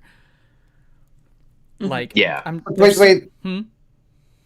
Don, are you saying that like that's what the show is doing? The show is also like having reverence for light novels, but also saying they are kind of trash. Yeah, I mean, loving like, the fact that they're kind of trash, reveling in the trash. I wish it like, and this is, I feel like I maybe extrapolated a little bit more out of it than what the show really was trying to do, because it only like kind of hints at that with, you know, a few scenes, but like, I don't know. There's this, here's the best example I can give, right? There's this musical called Title of Show, and it's this musical about two guys writing a musical about two guys writing a musical, right? And so, but all it is this musical about these two guys writing this musical and their life experiences and like making fun of musicals, and it's all like these skit comedy things, like ripping on them, but also being very, very sincere about like the artist's like framework and how to break into the industry and all these different things and stuff like that. And that's like, because I've seen that and I know that premise, it really felt like Eromanga Sensei was almost trying to do that, but like really didn't. It did feel like a parody. I feel like if they had gone full 5 people's favorite thing, it would have been very fun. Yeah. 5 people's favorite thing, then 100 people's favorite. Anyway, okay. Not many people know that show, so I'm glad you do. Yay! But yeah, I like Die Vampire Die. That's my favorite song from there. That is a very good song. But yeah, like, so like, to me, it almost borderlines parody, but also it's you got know that pastiche energy. Yes. Yeah, you know that it's trying to do something, but it really kind of never fully commits to it. Yes, that seems to be a refrain here. Yeah. No, skip that ad. My viewers don't The want show's ads. just about like 8 different things. I don't know, man. Like it's just all over the place. If they got 5 more seasons, they would have been able to reach it. Ted, Nice don't guy, speak King. that into the world. All right. Is there anything else in episode 3 that we really need to talk about? I think we kind of need to hurry. We only have like 7 we're not going to get into all the episodes. Why would we even? What the last episode is literally nothing. It's filler. true. Like it's like we don't even. We're just need to gonna get we're just gonna talk about all what we I talk want to about. do is get to episode 11 and talk about how much I hate the ending of episode 11. Wonderful. All right, episode 4, Eromanga Sensei. The contest ends in Masamune's favor. Although Elf's manuscript was better than his, she tears it apart after learning of Eromanga Sensei's real identity as Sagiri. After brimming with happiness, Masamune jumps back home through Sagiri's bedroom window, where they make amends and clear up some misunderstandings. A worried Sagiri believed that Masamune wanted to replace her with Elf as his new illustrator, which causes her to lock herself up in her room and spend time watching battle scenes and analyzing weapons to draw out better battle scenes and girls with larger breasts. Masamune tells a touched Sagiri the truth. Don't describe her like that. Masamune tells a touched Sagiri the truth after showing her manuscript, which tells a story about her. Masamune wants to publish it as a book, and they would then it would earn them much money. Afterwards, Sagiri opens her door, steps out of her room for the first time. The fact that they are writing Eromanga Sensei in a show that is so, like, aggressively pro-light novel is hilarious to me. I love when a show, like, sucks its own dick. Hey, true. Mm-hmm. The only thing you ask is that we cover the beach episode before end of stream. The beach episode is 5 episodes. Yeah. The beach episode, it's like that's Isn't crazy. it like That's free? so many episodes. I'm going to be real with you. I didn't tell chat this, but I didn't actually get through the whole show because I didn't have very much free time this month because my job is demanding, and I got distracted by Moon Knight. Mm-hmm. All right. Oh, we want to talk about Moon Knight? No, we don't want to talk about Moon Knight. Read the most recent Moon Knight run? No, Scrub, have you? no, I we haven't read gotten the most chance recent yet, Moon and Knight I'm so run. excited. All right. I don't think there's much in this episode to talk about, except that Elf and Masamune bet Sagiri like a fucking poker chip, which I just find really funny. Like, Okay, wait. Is this the episode? Correct me if I'm wrong. Is this the episode at the end where Sagiri says like I'm in love with someone after she reads the book? That is so fucking stupid. Oh my god! Like because the guy Izumi immediately does not get it. It's the most like contrived bullshit. This was definitely the end of the first book, and they didn't think they were writing anything after this, right? So like she says I'm in love with somebody after reading this love letter from him, and she only knows one dude. Yep. So like by process of elimination, dude, you're in the clear, man. Like you got it. Like You are in you know there. she's in love with you. Yeah, exactly. Like you can land the plane now, right? Fucking, but he doesn't get it. He doesn't understand. For whatever stupid Who fucking did he reason. think it was? Exactly. Yeah, I don't understand it. It's like I mean, I think it's just standard like dense protagonist contrivance. Of course, Yes. but Like- the harem setup makes more sense this way. There's at least like a thin possibility, even if it's very weak. It's like, okay, so my feelings at the end of this episode were I felt shame because I realized, oh no, I'm feeling genuine pathos for these two as a ship again. God, I can't be doing this. Oh my god. Jams, if it makes you feel better, that is something that I tried to do through this entire show. All moral judgments aside, I succeeded in your place. All moral judgments aside, I tried to look at Sagiri and Masamune and say, okay, let's see if I can feel any amount of, like, just energy between these two that would make me want to see them be a couple. Does this... I sincerely think they have no chemistry. They don't. I didn't see it at all. To me, Yeah. it's about the devotion. It's about the get that. It's like it's not there. I'm sorry. Like, I get that you want it to be there. I get that the show's trying to make it be there. And I get that it provokes fan fiction in you. Yeah. But it wasn't there. I'm sorry. These two have absolutely nothing together. As they shouldn't. As they shouldn't. Anyway, I'm sorry to interrupt. Has way more chemistry, even in this episode, with this is objectively Izumi true. than Sagiri does, and she's the main girl, right? And Elf goes on and has way more chemistry with him, like in later scenes, right? Mm-hmm. So like, but Elf proposes to him. Yes, literally. He does. I think that scene is pretty bullshit too, for a different reason, but we'll get there. Yeah, I like the pretty fireflies, and I like the outfit she's in. Yeah, it was very Your Lie in April. Okay, so we'll skip the rest of episode 4. There's nothing left in episode 4. Literally no. Episode 5, let's make a light novel plan with my little sister. Sagiri confesses to Masamune that she loves someone. Masamune attempts to confess to Sagiri, but is unsure of how Sagiri responds to the confession. A frustrated Sagiri returns to drawing practice when Masamune receives a call from a highly distressed elf. From a highly distressed elf. Kai now. After her editor has arrived on her doorstep to monitor her work in progress. Elf begs Masamune to shelter her for a while and in return teaches him how to write a project proposal and shows Sagiri her panties for inspiration. After Masamune becomes inspired by Sagiri's drawing, she tells him that she has an artist block and that she needs Masamune to find her pretty girl models with large breasts and a willingness to show off their panties. A disturbed Masamune is contacted by Megumi to check up on Sagiri after learning of Sagiri's friendship with Elf, she decides to read light novels so that she can befriend Sagiri. Again, this is nothing during this episode. Huh? Oh yeah. I sincerely flatlined. Okay. So actually, Tenek, funny. Let's go Tenek first. Tenek first. It's a pretty brief comment. I don't think we commented on the fact that the Yamadas, the elves, they're just like actually elves. They seem they do pointy as fuck. It's not and they never addressed this. That she specifically wore, like that she wore to be a dork.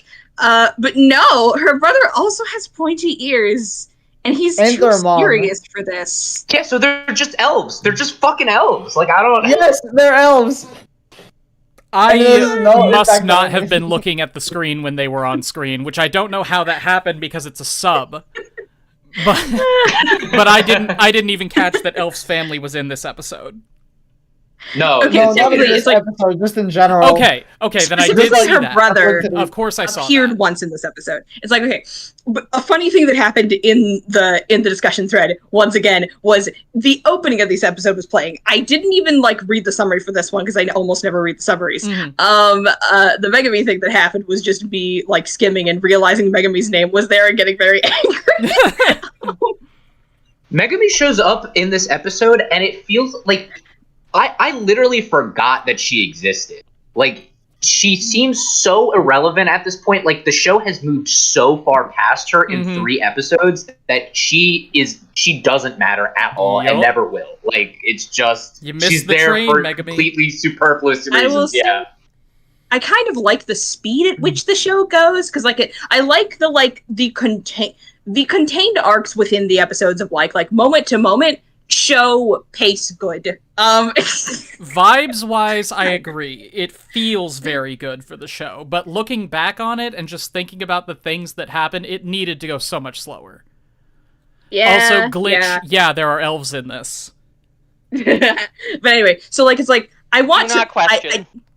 I paused I paused the episode on the opening because I kept seeing Elf's older brother just in the shot where he passes through the screen and then disappears and we never see him again. And I was like, I want to meet this man. I get the feeling he's probably the social worker Masamune mentions to Megami. He wasn't. It's either him or the lady in the cardigan, which I didn't realize was the boy that comes up later. I also thought that was a lady. I also thought he was a woman. This is part of why I called him a femboy when he appeared for the first time, which sounds a little God. Anyway, the point is what was it again? what am I saying? I'd like to finish my sentence. Right. It's like, I want to know what this austere stately guy right here is. And then almost immediately when the episode started, we just see him walking up to her house, and I was like, oh shit, he's here, I've summoned him. It happened Again? because earlier I said the thing is like he should yell them off of his doorstep before I even saw the episode. Yeah. And then he did that.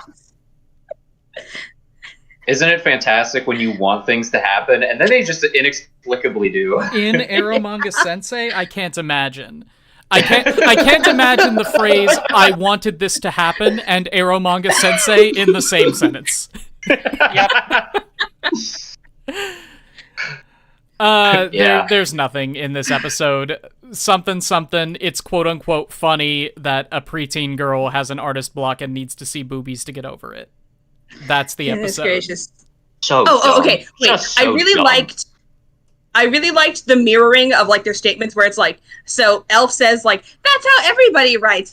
Everybody like procrastinates until the last minute and then just like goes through it in a dissociative blur and describing terrible work ethic. And then shortly after, Sagiri is like, well, that's how all illustrators are, about like she's just describing being a horny 12-year-old. Yep.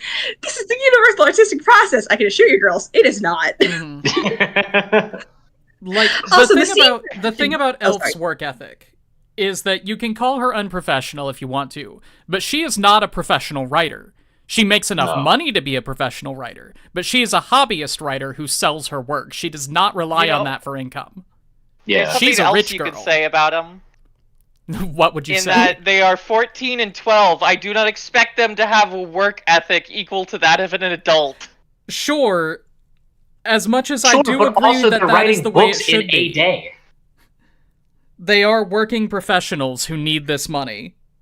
That is true. Like, Sagiri at least. Megami is not.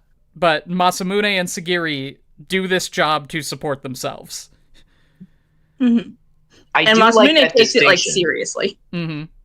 I like that distinction between Masamune and Elf. This is going back to a little bit of episode 3, but because Elf is so childish, right, and she has this weird air about her hobbies and how seriously she takes it or not, like, she doesn't understand that Masamune, he needs to put food on the table, right? Like, he needs to pay his bills, so he needs to be working constantly, and she's just like, oh, well, I'll just do it whenever I want. Like, I'll just do it at the last minute, right? Yeah, like, she's rich. So, like, so I like that distinction between the two characters to really show, like, the difference in their work ethic, but overall, like, the series doesn't really comment on it at all, you know? Mm-hmm. Yeah. I'll also say one last thing about this episode. There are scene transitions where it's just like a man running across like the just like on like on the sidewalk, like on the rise. Oh my next god, to their I felt houses. so bad for him. I didn't catch this. Oh what my happened? god! So there's all of the scene transitions to like denote time passing. There is a man like this fat man who's just like running back and forth across like the sidewalk, like on the rise that's like next to their houses, and it's just like it's like, oh my goodness, every single time he's like panting and flailing, and it's clearly supposed to be a joke, and I hate that it's supposed this guy to be is like dying on the side of the road trying to get a jog in, and like the camera keeps like cutting over to him, and then in the last one he like falls the fuck over, and I was like, why did you throw that in there? It's just didn't really see mean. this. Yeah, it's just a random gag going through the whole episode. It's just so literally weird a random mean. gag. It's just scene transitions. So cruel. That's awful. Why would you do that? Yeah. I do kind of love that the show is just so unnecessarily fatphobic. Like, I feel like if it had a lot more of this egregious, offensive stuff, I would have loved it. I would have been like, this is the worst shit I've seen in years. Sorry. Did you just say 3 out of Eromanga 10. Sensei needs to be more egregiously offensive? Yes! Yes, that would have made it a lot more entertaining than whatever we got here. I hate that you're right. I hate that. Yeah, you see, I know I'm right. Look, I'm If not throughout the allowed to rest of the say episodes- Eromanga Sensei needs to be more offensive because my career depends on how people perceive me online. But I'm glad that you said it. if throughout the rest of the episode we saw this dude slimming down and like getting ripped, I would have loved that. I would have actually been cheering. The BoJack thing with the jogger. They should have just made BoJack Horseman. That's all I. That's their big. That's what Eromanga Sensei should have done. Its sin was not being BoJack Horseman. It's not Ibsen. Why isn't it Ibsen?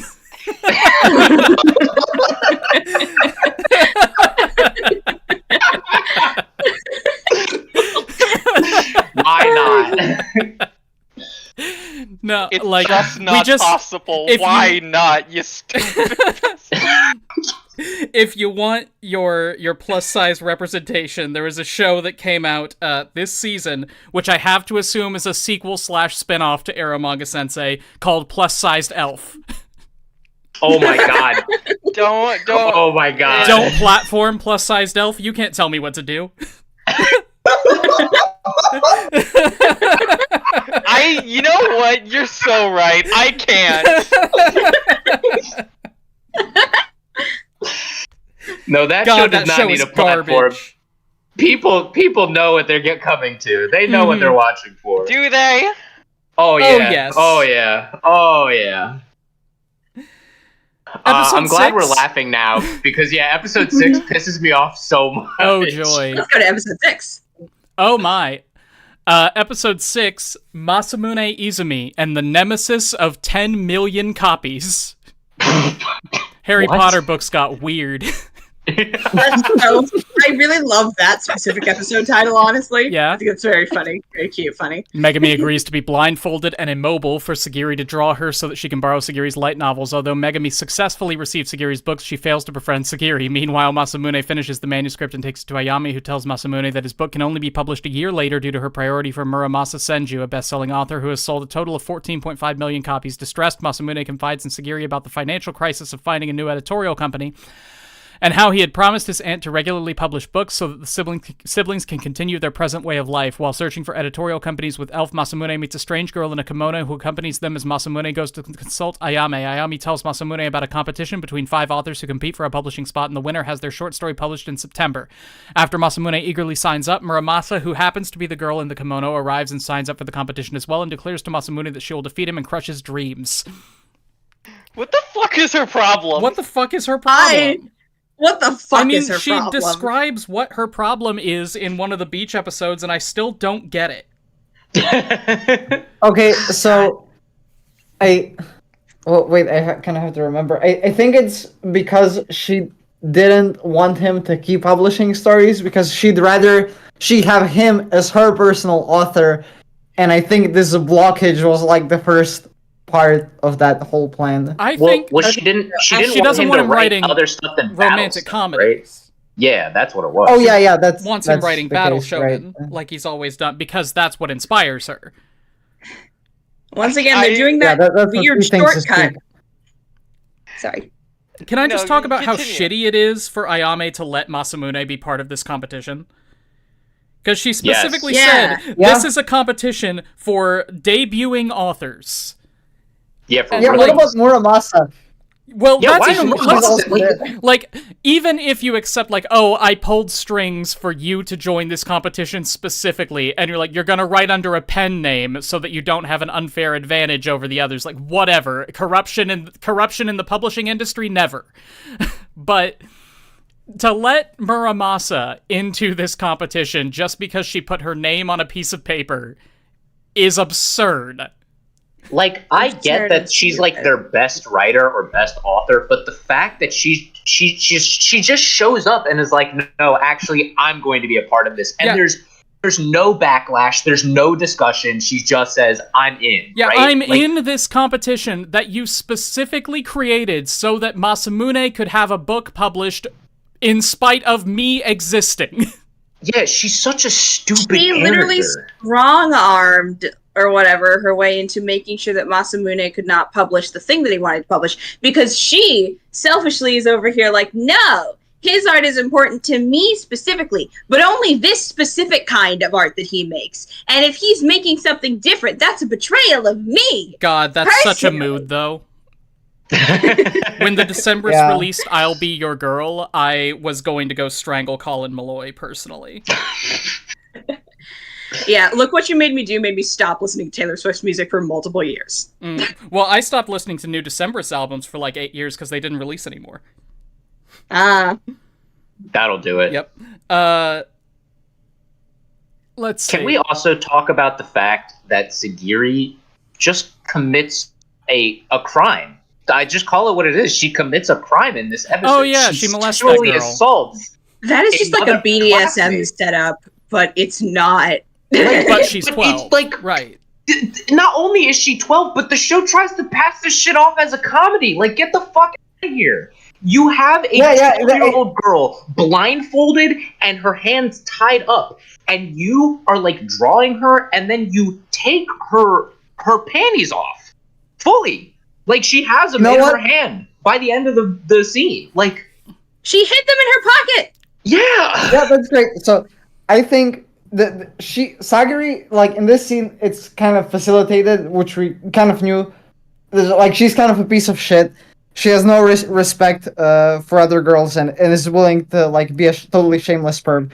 But I feel like that this isn't really accentuated enough. If she did something like that every time, like she came across another girl in her like vicinity, I think it would have made her it would have made the show better. It wouldn't have made her character better. Like like I agree that she has, this tendency to be like, hey, show me your panties or whatever. Like, she's an erotic 12-year-old. Weird sentence, but okay, right?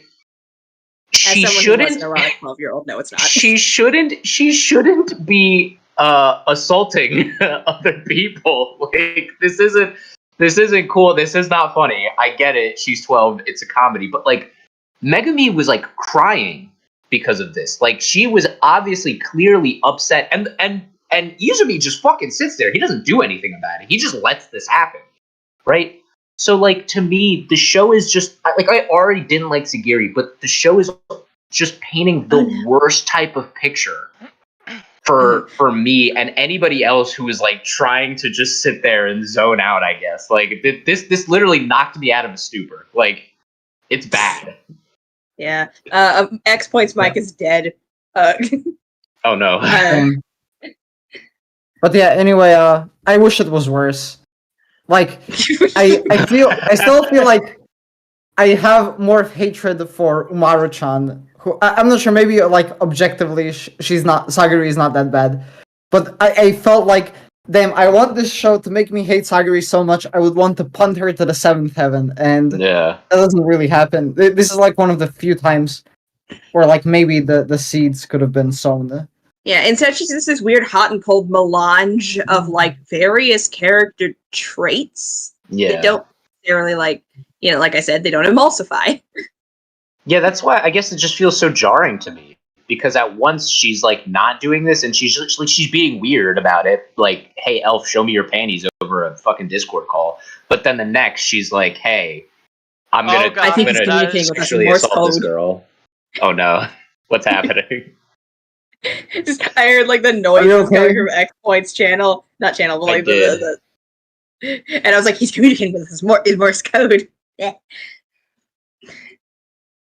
Maybe that's the real reason why he won't show us the camera. He's just like kidnapped somewhere, but the captors are kind enough to let him do the stream anyway. No. The stream is specifically part of the capturing. He had to be kidnapped into doing this stream. We can hear this one. Yeah, we can hear you.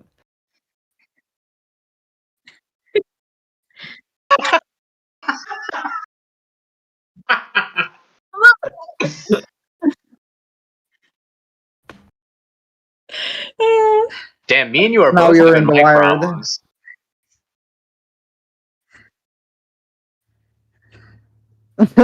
Aren't we all just That's in where darkness? I was watching this show.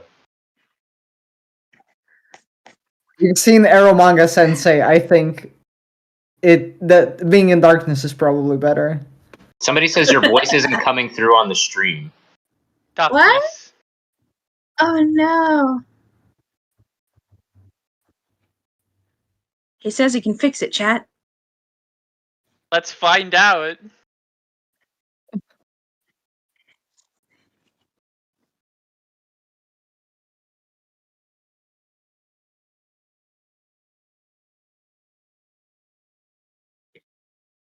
Can you hear me now?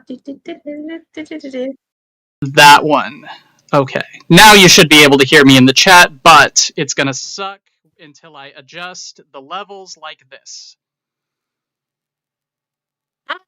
Alright, yeah. Fantastic. Glad that. Oh god, that's Okay, what. No, now you stop sound talking. very Stop talking. Stop talking. Hold on, I'm gonna get some It's water. not really an My throat's anime tired. club stream without technical difficulties now, Absolutely is not. it? Oh god, that's scary. No, bad. Oh. Bad too loud? What's the problem?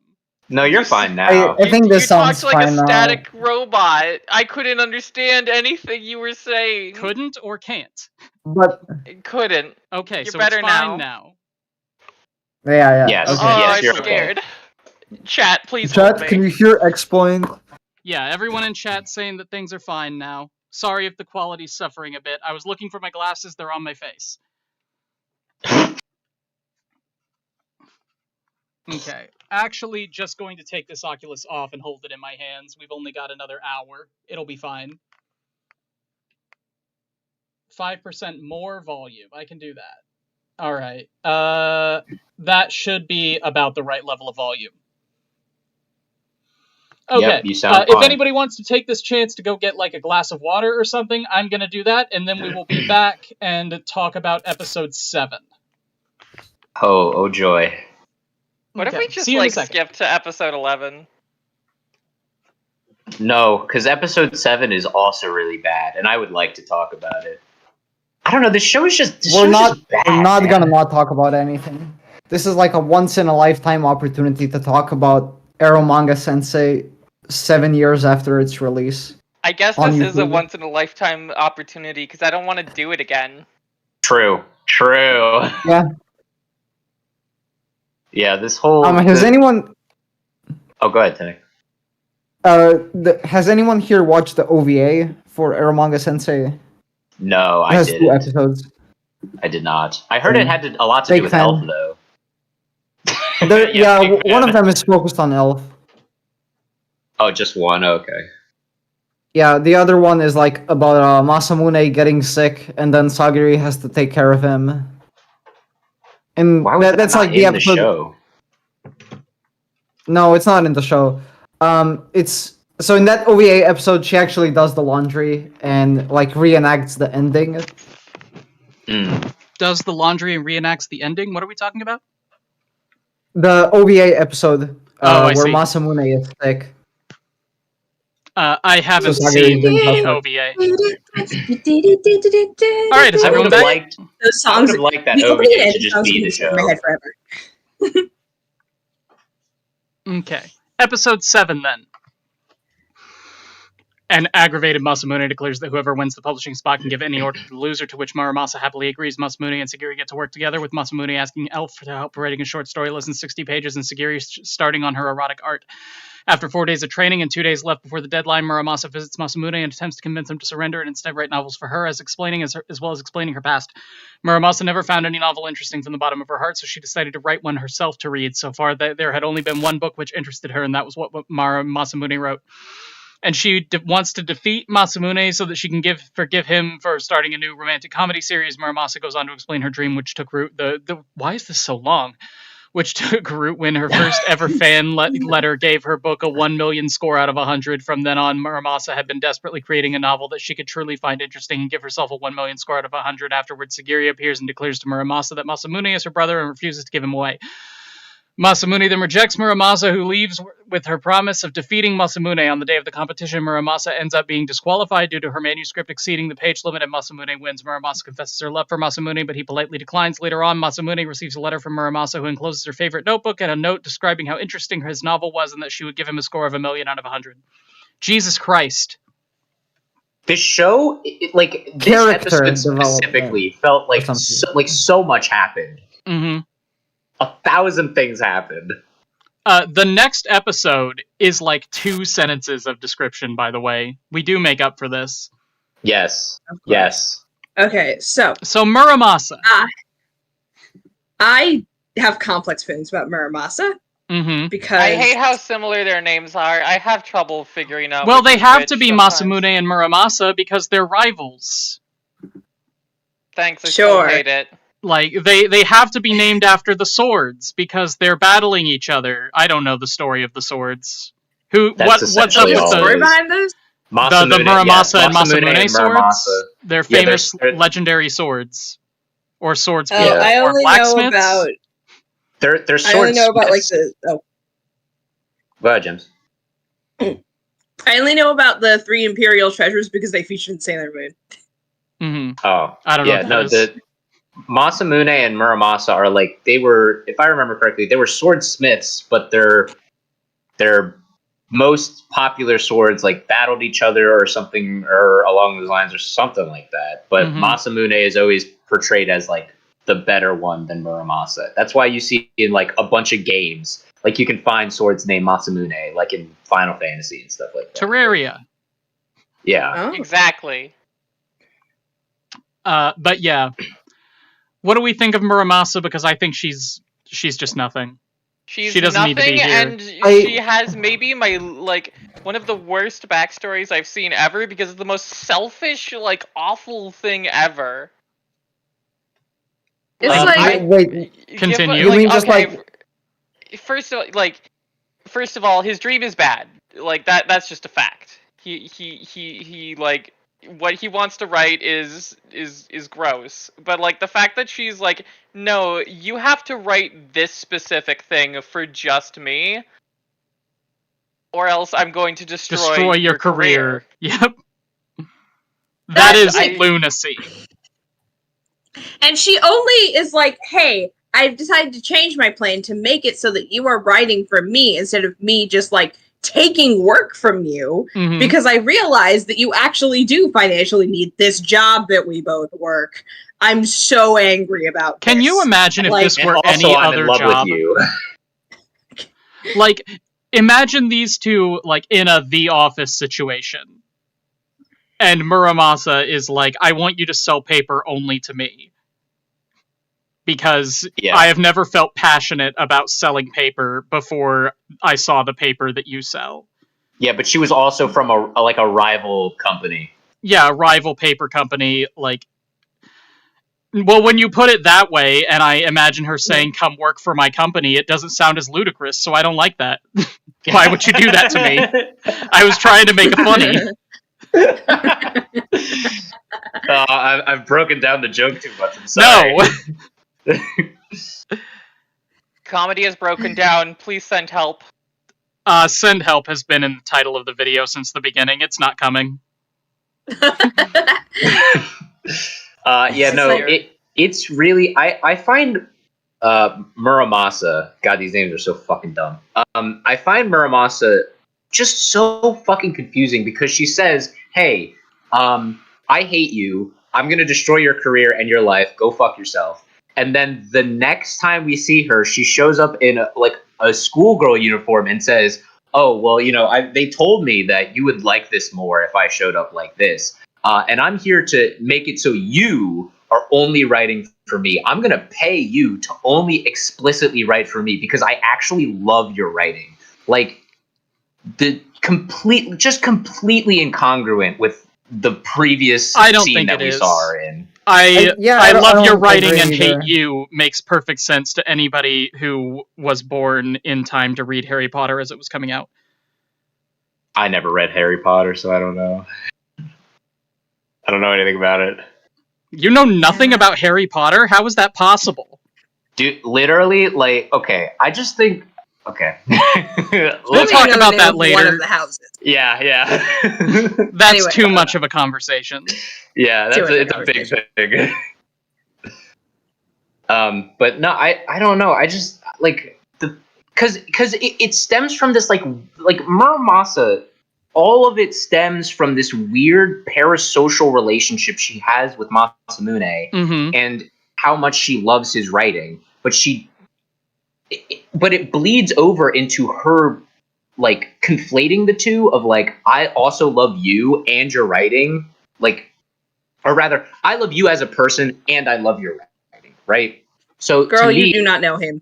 Exactly. Yep. Like, you don't know him. You only know what she's written, or what he's written, rather. And now you're conflating your feelings to be like, I'm actually in love with you, and you're too socially inept to understand that like he needs to work. Why are you trying to destroy his life? Like, she's too socially enough to realize that saying to someone else, "I'm going to crush your dreams," will make them dislike you. yes. I mean, I she will does say, say though, Eromanga she does Sensei, say so it doesn't later. have any long term. She does say later that she was putting on airs for the sake of appearing like tough or something. That's not an excuse. I'm going to be real. Sure, like, sounds but it's ridiculous, Eromanga like- Sensei. I'm not expecting much.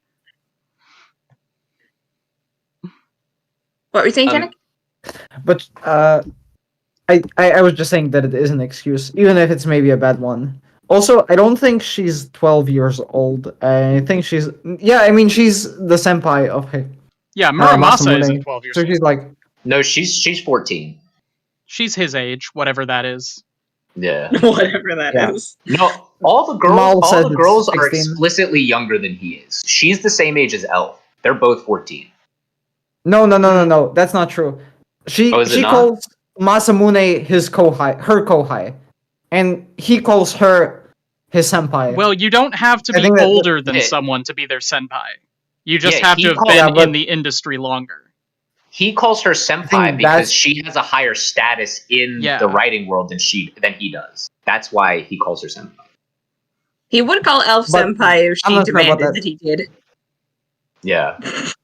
I could Because be he wrong doesn't about her call age, but Elf I the same thought she was way. explicitly younger. Well, he doesn't respect Elf. He doesn't respect Elf.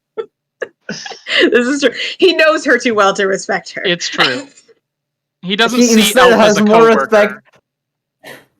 He instead has more respect for this girl who tried to pull the stunt to end his career. Yeah, she's scary. She Okay, has yeah, I senpai guess that energy, kinda makes and sense. Elf does not.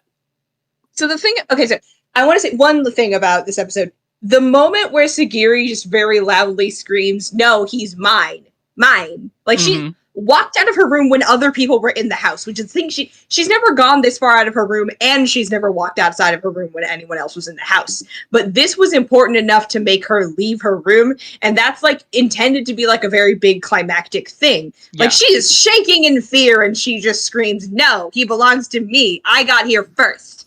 And like that's clearly like supposed to be like I was kind of like moved a little bit. I was like enamored of this moment, like in its own little encapsulated world. Within the context of the rest of the show, I'm over here like, zooming out a little. I understand why this is how shall we say? I think you get caught up in the idea of things very easily. And I do. think you know that.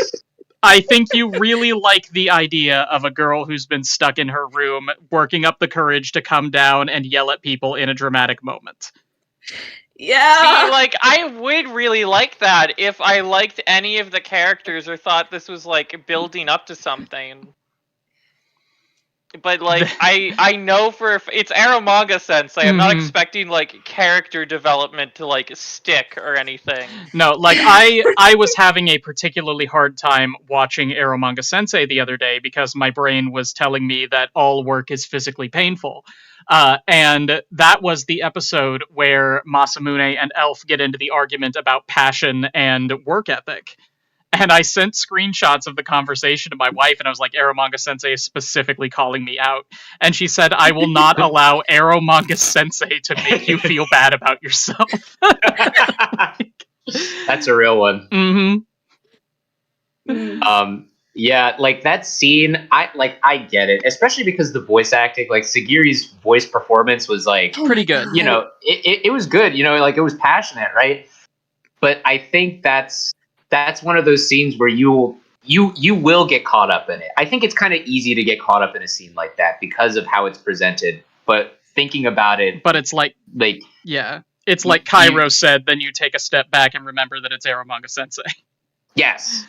You remember that's Eromanga Sensei, and this is not the first time she's been out of her room, and this is like she actually leaves her room quite frequently because she does her laundry, right? We see in the ending while she other does people it all are the time. around. I guess not while other people are around. That's fair. I isn't there like an episode later on or something where it's like where like for some reason he's like, wow, you actually left your room after the 4th time she's left her room. Mm-hmm. Yeah, that's in like episode 11, I think. Yeah. I don't think was the author conscious when they made Eromanga Sensei. That's a good question. Conscious of what? No, I just Just mean conscious in physically general? conscious. Yeah, in general. No, it's the a work show of- has like a almost like it almost like it Dreamlike? blatantly No, it just refuses to have continuity. Like it hates the idea of having consistency. It just wants to milk this Sagiri coming out of her room thing 20 times. Yeah. Yes. Yeah, that's true. I don't think it's that bad, but I definitely understand what you're saying. No, I don't think this moment is like terrible. I just think in the context of the entire show itself, it's not meaningless, but it's not as meaningful as the show is like presenting it to be. Mm-hmm. I will say though, that shot of this is the only time I felt like the show was doing anything like super dynamic with the presentation, where the shot of Muramasa is walking out as the door is closing, and she says like, if it's not good, I'll kill you or something, and then it shuts immediately. Like that, I was like, that's a nice shot. It's like trying to do something dynamic, like you know, because for the most part, it's just been still frames of the characters talking. Like, well, it also frames, echoes but... that shot of Sagiri when she is standing in the doorway and closes the door on him because he's done something perverted. I forget what. Yeah, but that's a very funny shot. Yeah. But also, the whole, because she confesses in this episode, right? That also happens in this episode. Muramasa does? Yes. Yes. It happens after the credits, I think. Is it after the credits? Because wasn't it like I remember it was like a weird flashback in the middle of the episode. Because I didn't watch any after credit scenes, so that can't be it. Okay. I think I don't think it's after credits, but the credit scenes are, or maybe it just cuts to credits right after, like, they're like, oh, you won. Like, this whole conflict was set up last episode, and now it's already over, you know? Yeah, and it was a stupid conflict to begin with. Yes, true. I'm very glad it did not go on for longer than this amount of time, because, like, it happened, and I was like, this is annoying. We have 5 more episodes to get through in the next 20 minutes.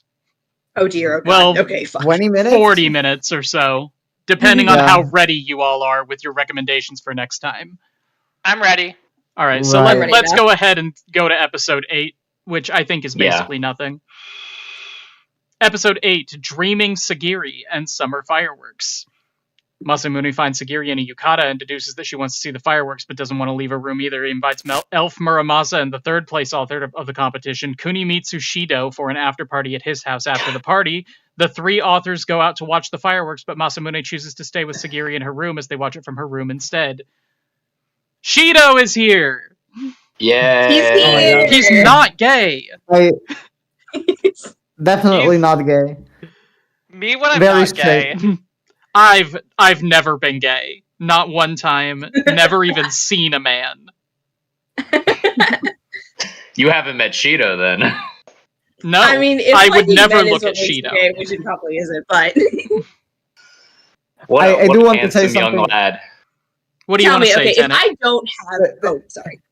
Like, the scene when Shido enters Masamune's house and the girls are already there, and then, like, he's witness to this whole harem that Masamune has built up, basically, as well as Sagiri through her presence. I don't know if it's through a call or her just, like, shoving her feet.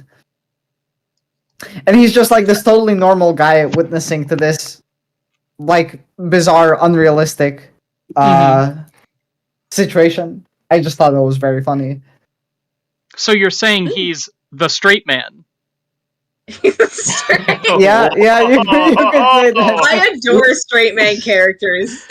Same here, like Keto, the straightest of straight men.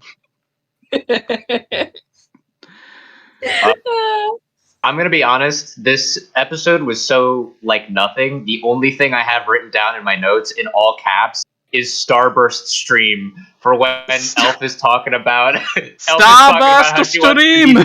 The ruler of light novels, yeah, and Kirito pops up and he goes, "Stop us the stream!" I lost it. I lost.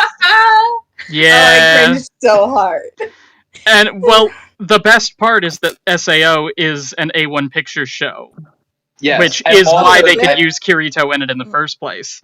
Also, that Izumi's voice actor is Kirito. Right. Oh my gosh, that's phenomenal. SEO is There's like so many everywhere. layers.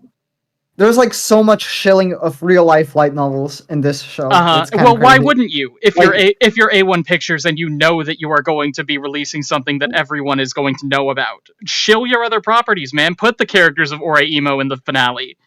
I don't think. I don't think it's they even necessarily appear in this because it's. episode.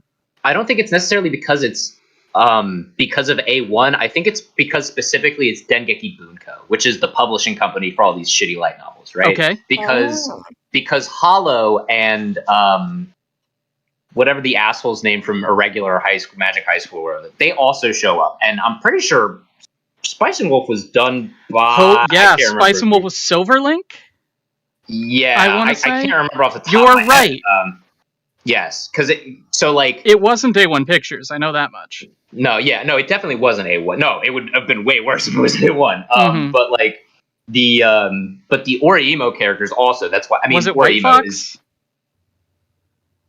I get Silverlink and White Fox confused. Anyway, it doesn't matter. No, it wasn't White Fox. No, yeah, it doesn't matter. Yeah, but like the like Dengeki Bunko does all the. I mean, you see it in like the bookstore that the bookstore with the bookstore girl. Like they have like SAO light novels there. They have like Toradora light novels there. I'm pretty sure. Like they have all of their big titles like spread out across this fucking show. Like, which is great. I love that. Yeah, I think that is a best case scenario for everyone involved. Like, it increases immersion and it lets the company shill their other products. Like, I hate hearing about fucking McDonald's in anime. Yes. I really love fake brand names. I think they are an art. I agree. Once wrote a fanfiction where I just called Dr. Pepper PhD rock salts, which is so long and a mouthful, and I loved it. Mm-hmm. Like, I love it because I think it's very funny, but I much prefer having real brands and things. The only good off-brand joke that anyone has ever done is in Toradora, when the main character Ryuji looks at this coffee cup and it's like Scars Bucks or something, and he goes, "I think this should be illegal." Like that's the only type of joke you can make about that. Like, God, I really want to make a YouTube short that is just a compilation of all of them with me reading the names of the fake brands and nothing else. You should. Like, McDonald's, awesome. McDunkles, McDougals, Strunkbucks, Starbunks, Strungbunks. I love Starbunks. I think that would be very funny. Anyway. Yeah. Anyway. Let's keep going before we go off on another joking tangent. Let's let Tenek finish his thought first. Sorry, I just wanted to, I guess, comment on this entire part of the show, because you already kind of mentioned that, like, this episode is kind of nothing. Like, there was no plot development. And, I mean, I'm aware all of you did shit on the plot in the previous episode, how, like, it was poorly executed. But I did want to give the show credit. At least at that point, there was some actual plot, which made me a bit surprised, because I watched this, like, years ago, and my memory was like, oh, this whole show is just some slice of life bullshit. Nothing happens. And I was a bit surprised to see that, you know, there is actually this plot about them trying to get stuff published. And then, like, this last 5 episodes is just nothing. Like, you have this episode is nothing, and then the next arc is just centered on the girls. Yep. To give them screen time, and that's it. Yeah. That's the show. It's centered on the girls, and there's one straight man who insists that he is very straight. I do want to say, though, in this episode, whatever episode this is, 8, right? Sure. Masamune does make a point to say, like, hey, Muramasa is, like, my second favorite girl. He tells this to Sagiri, right? He tells that to Sagiri, and also later in the episode, it's right. He tells Elf, like, they're sitting on some stairs or something, and he basically says, like, you know, you would make a great older sister. You know, like I think of you as an older sister, right? So to me, that kind of felt like the show is kind of like trying to push Elf out, like trying to make it pretty explicit that like Elf is not part of the harem all that much, which felt incredibly weird the next episode where they really try to push Elf. So, you know, that's the most I guess I got from this one. I think that what they were trying to showcase with that stuff is that like, so like he said that Sagiri was his favorite girl in the whole wide world. Yeah. And he said that Muramasa would probably be his second. And I think the reason that he said Muramasa is the second and not Elf is because he knows too much about Elf to like think, yes, my favorite. He just thinks, my nuisance. Like he puts the my in front of it, but he does use the word nuisance. You know what I mean? And so it's like, I think this episode ends with Sagiri making this realization. I was like, oh, I see. The thing that you want most in the world is to just have a family again, on account of our parents are dead. Which, like, God, they do not go deep enough on the fact that their parents are fucking dead. They do not do that. But, like, so, you know, and so she said, the episode ends with her being like, well, I guess I will just have to accept the fact that you are not ready to see me in a romantic light seriously.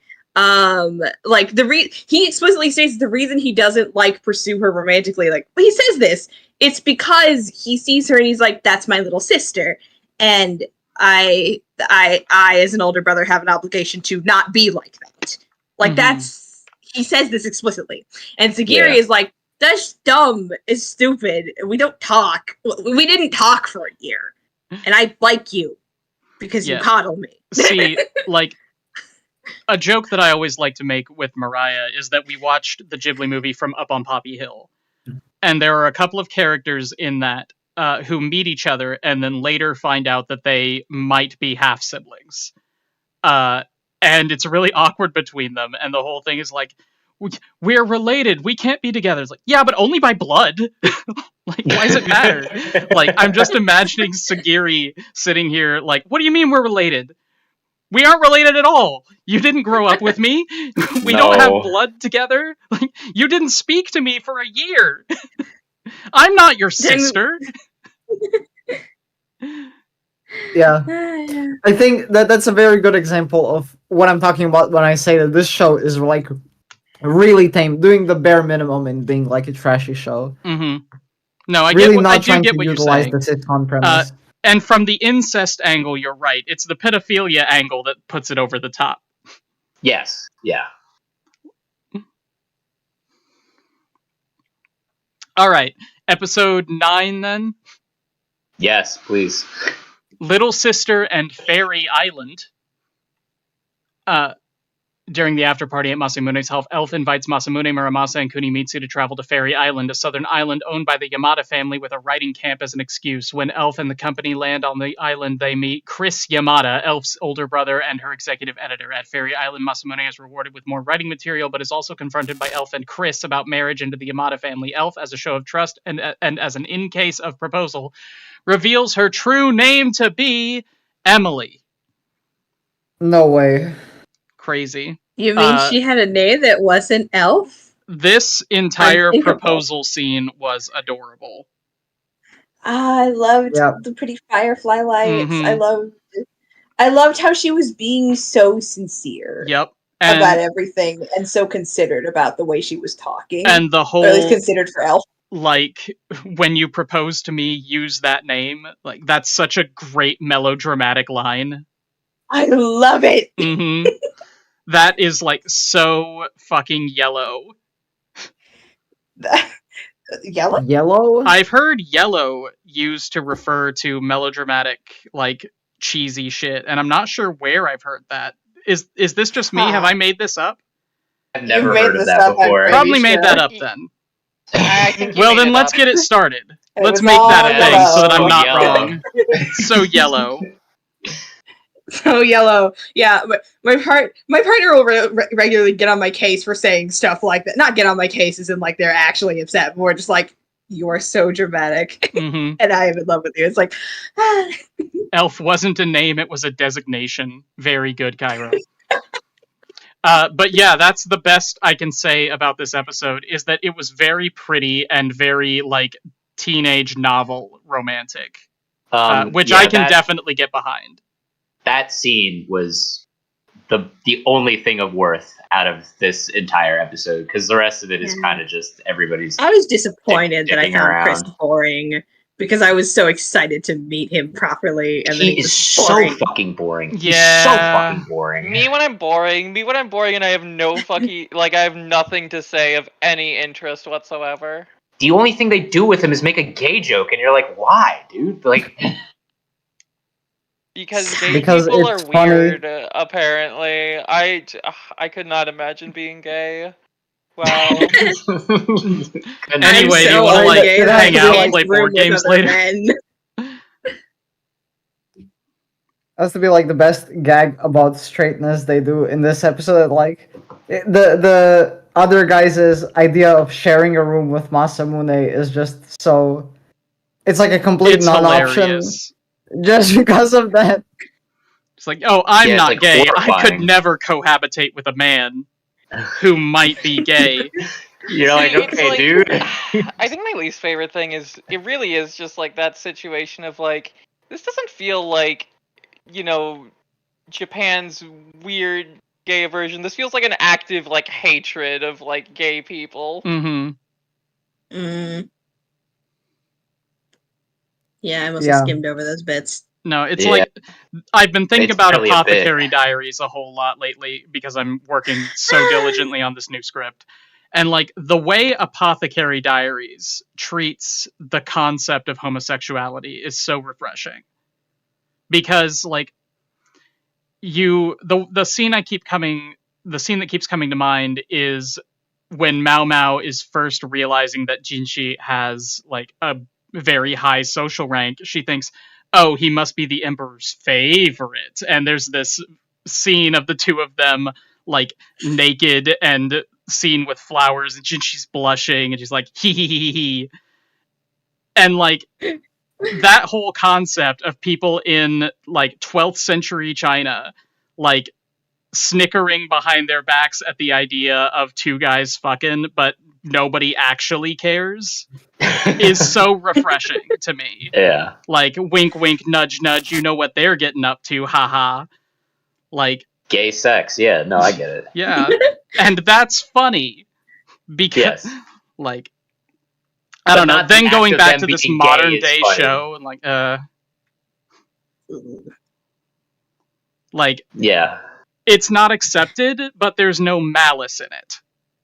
Yeah. It's just I would like to funny. Oh, sorry. I would like to clarify. I would like to clarify. When earlier I pointed at Shido and I was like, yes, closeted femboy. I would just like to point out, this is a thing that I said for me, because I think it would be cute if he was. This is not at all like a gag about like, yes. It's like, I promise I am not being homophobic. Mm-hmm. I literally did think he was a woman in the opening, though. I thought he was a girl. I thought he was another girl. Why would this show he ever introduce directly another next man? to a woman with short hair. That's what I'm saying. It's very funny. He appears directly next to a woman with short hair, and then Elf's older brother scrolls by. But I instantly recognized, yes, that the one other man in this opening, which I find that very funny somehow in contrast. Well, he's an elf. He has a very androgynous beauty about him. But that screams elf for the kind of person he is. You know? Mm-hmm. Anyway, shall we get to episode 10? Yes. Oh, sorry, I just want to like do a Peter Griffin and explain something to everyone who, because I don't expect either you or people in the chat to have known. So at one point in this episode, it's implied that Elf tried to peek over at the guy's side at the hot spring, and this isn't actually paid off in the main series. So I mean, I assume you all just kind of forgot about it, but it is actually paid off in the OVA, where we find out that what Elf has been doing for the course of the entire show, including here, is sending messages to her mother, lying about Masamune being her boyfriend. and like she takes this opportunity to take a picture of him and say, "We are at the hot springs together." That's very funny. I wish that had been in the show. Yeah. Anyway, naturally I didn't watch the OVA because that's not something we do here. But I'm glad that you did, because I'm happy to know that. It's quality context. You're welcome. Mm-hmm. All right. Episode 10. Masamune Izumi and the younger senpai. So that answers that question. Masamune promises to Muramasa that he will write an after story to Silver Wolf of Reincarnation series and give it to her, which she finds incredibly interesting and touching. Meanwhile, Elf takes the opportunities to write without her brother's constant supervision to play games that involve two girls fighting for Masamune's attention. During the trip, Muramasa becomes embarrassed with confessing her love for Masamune in public and later declares that she will not write stories anymore, and she had fulfilled her dream of reading a story that she could give a 1 million score out of 100, which were Masamune's books. Later that day, Masamune shows Muramasa one of the latest fan letters written by a middle school girl named Hana Umezono. He tells her that the girl's letters were always highly passionate and that they always encouraged him especially. Masamune then reveals that Muramasa was the one behind the letters by pairing up their handwriting, which she confirms and explains that while her dream was fulfilled, she should keep striving her other dreams. She has, by continuing to write, Muramasa changes her mind and decides that her next dream will be to start a relationship with Masamune. What an awful person. Like, genuinely, What? when she fucking said, like, oh yeah, I don't need to write anymore because you'll be writing for me. And I just like, you are the worst kind of human being. Mm-hmm. Also, the fact that she says, yeah, I'm done writing, and then it cuts to, like, hours later, and the guy, whatever his name is, Shido or whatever, is drunk. And finally pops the question. So, like, why aren't you writing anymore? You're like, what is happening? What happened? What was this transition? Sigh. I do love. I Sorry, go ahead. I feel like I might have missed something because, as far as I understood it, she only meant that, like, she doesn't need to write anymore because she just loves his novels so much. It's like enough. Yeah, that's exactly the problem. That's an awful thing to say. Like, I didn't. Why? Like, because she fucking it's. How do I explain this to you? Like, I don't know. I'm sorry, I was dissociating for a hot second. What do we need needs explaining? So, like, why just like her saying like, oh yeah, I don't need to write anymore because your writing is what I needed. Like, it's just like, you just spent all your life writing like this, and now you're just literally going to throw it away because the boy you like wrote something for you, and you know for a fact she's just gonna go back to like being like, why don't you write more like this? Again, what I think it is you don't get just like Nirvana off of a fucking book. She's going to do it again. I think it's just this weird parasocial thing between the two of them. Well, not between the two of them, but on her part. It's this weird parasocial thing on her part, and she's like putting all the pressure on him to be this magnificent writer, even though she's kind of the only one who's like, oh my god, your stuff is so good. Because it's like, also really dehumanizing. Yeah. Because she's saying like, oh, I don't need to write anymore because you fulfilled your purpose. You've done it. You've written the book for me. Yeah. I have to say, I'm just very... at the very least, I can tell this fucking lad, as much as I hate him, is writing for himself. Which, like, yeah, he needs the money, but, like, he loves writing, and that's great. That's amazing. I love writing, too. Please, dear God, can this series, like, not make me feel like I'm garbage for enjoying the art of creation? Only if you let it, Scrub. You are allowed to ignore Eromanga Sensei. That's totally fine. I did for 7 years. Mm-hmm. I'm just like very surprised that like you all have this like such a I don't know if I can say violent, but just like such a strong reaction to this episode, when to me it was just like the most normal kind of, oh, girl like appreciates guy's writing and he appreciates her appreciation of him. Yeah, I'm gonna be honest. It wasn't as bad for me as Scrub is making it out to be. Oh, like, no, I really thought this episode was not that. Like it's whatever. It was Mhm. literally whatever. Yeah. I think it's just as like somebody who's very passionate about writing, this got me really fucking angry. Get it. I too am very passionate about writing, and like I think the thing about Muramasa that like gets under my skin is the fact that like she says it's like it's so rare for me to find something that is interesting to me, and that is why I cling so tightly to this one specific author who I trust. And I'm like, girl, I understand that you have a hard time finding books that are interesting. You just gotta keep looking. You just gotta keep going. Yeah, do you know how many books there everything are? on one dude. You work in an industry that constantly turns out content. You know how many books exist. Especially because like Izumi is not like successful. He like everybody kind of treats it like, at least the show kind of makes it seem out like his stuff is not that good because of how, you know, like the what's her face? I don't even remember the spent bookstore 30 girl. days writing Ayame. a short story that was No. passable.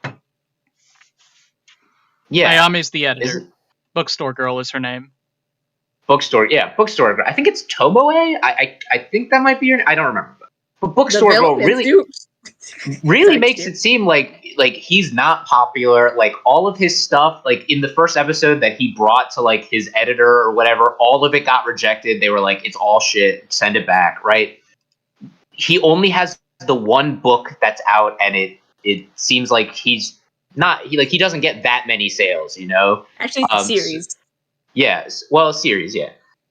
So like the fact that like she's like, oh, I'm so inspired. I love your writing. It's I don't know. It's just this weird. Yeah, Maybe it's he's like only inspired to write things like that she finds interesting after reading specifically his stuff.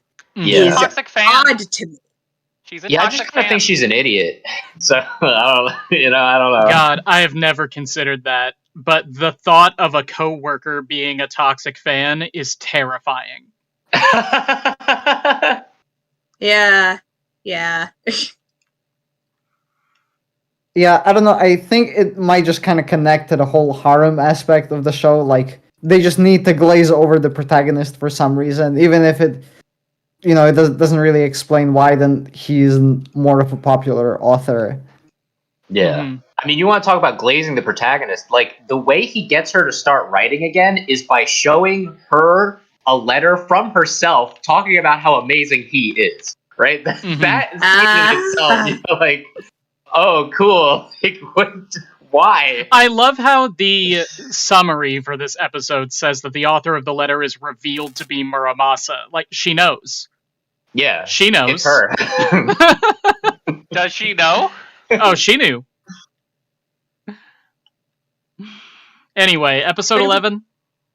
Yeah, absolutely. Yes. Episode 11, How the Two Met and Future Siblings. God. Back from the trip, Muramasa decides to set off to Akihabara to watch the debut of his and Sagiri's new work while talking with her via VoIP. During the way, both of them recall their past. Masamune reminisces about the time when he wrote his first novel and published it online in a bid to occupy himself after his mother's death. At the time, the 7-year-old Sagiri, who was an avid fan of his work, provided him with illustrations for the series while not revealing her identity to him. Masamune and Sagiri's interactions inspired each other to follow their careers as writer and illustrator, respectively.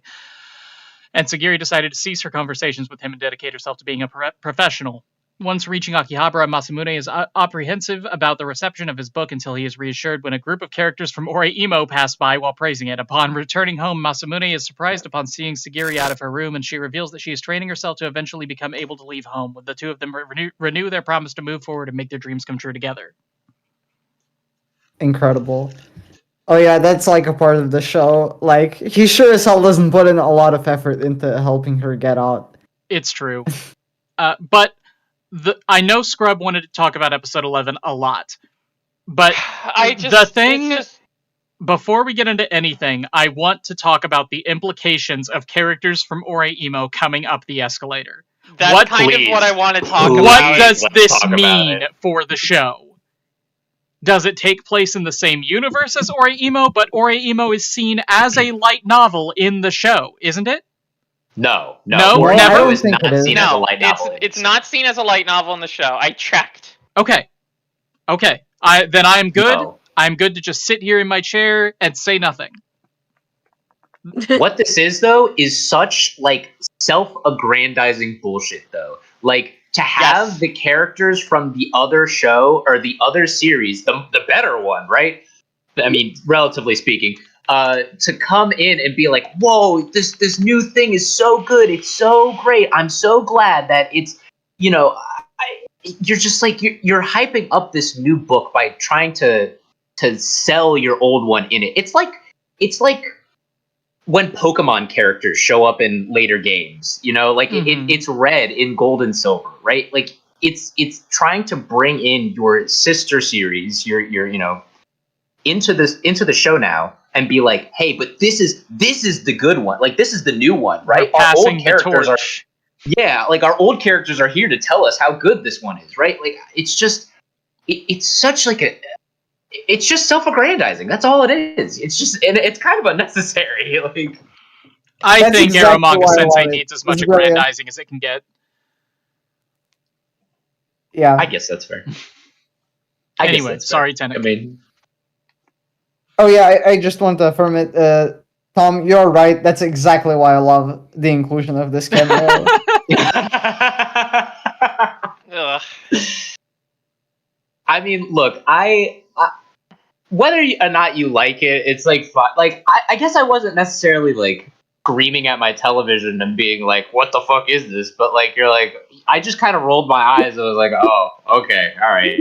Like the Kuroneko cameo earlier, where she was like on TV, I was like, "Oh, that's cute," right? But this one, it just seems like you're like, "Okay, all right." Literally having characters from your other series walk up to what is blatantly just like the light novel form of the anime we are watching, and them saying that, oh, this is so good, you guys gotta check out this fucking shit.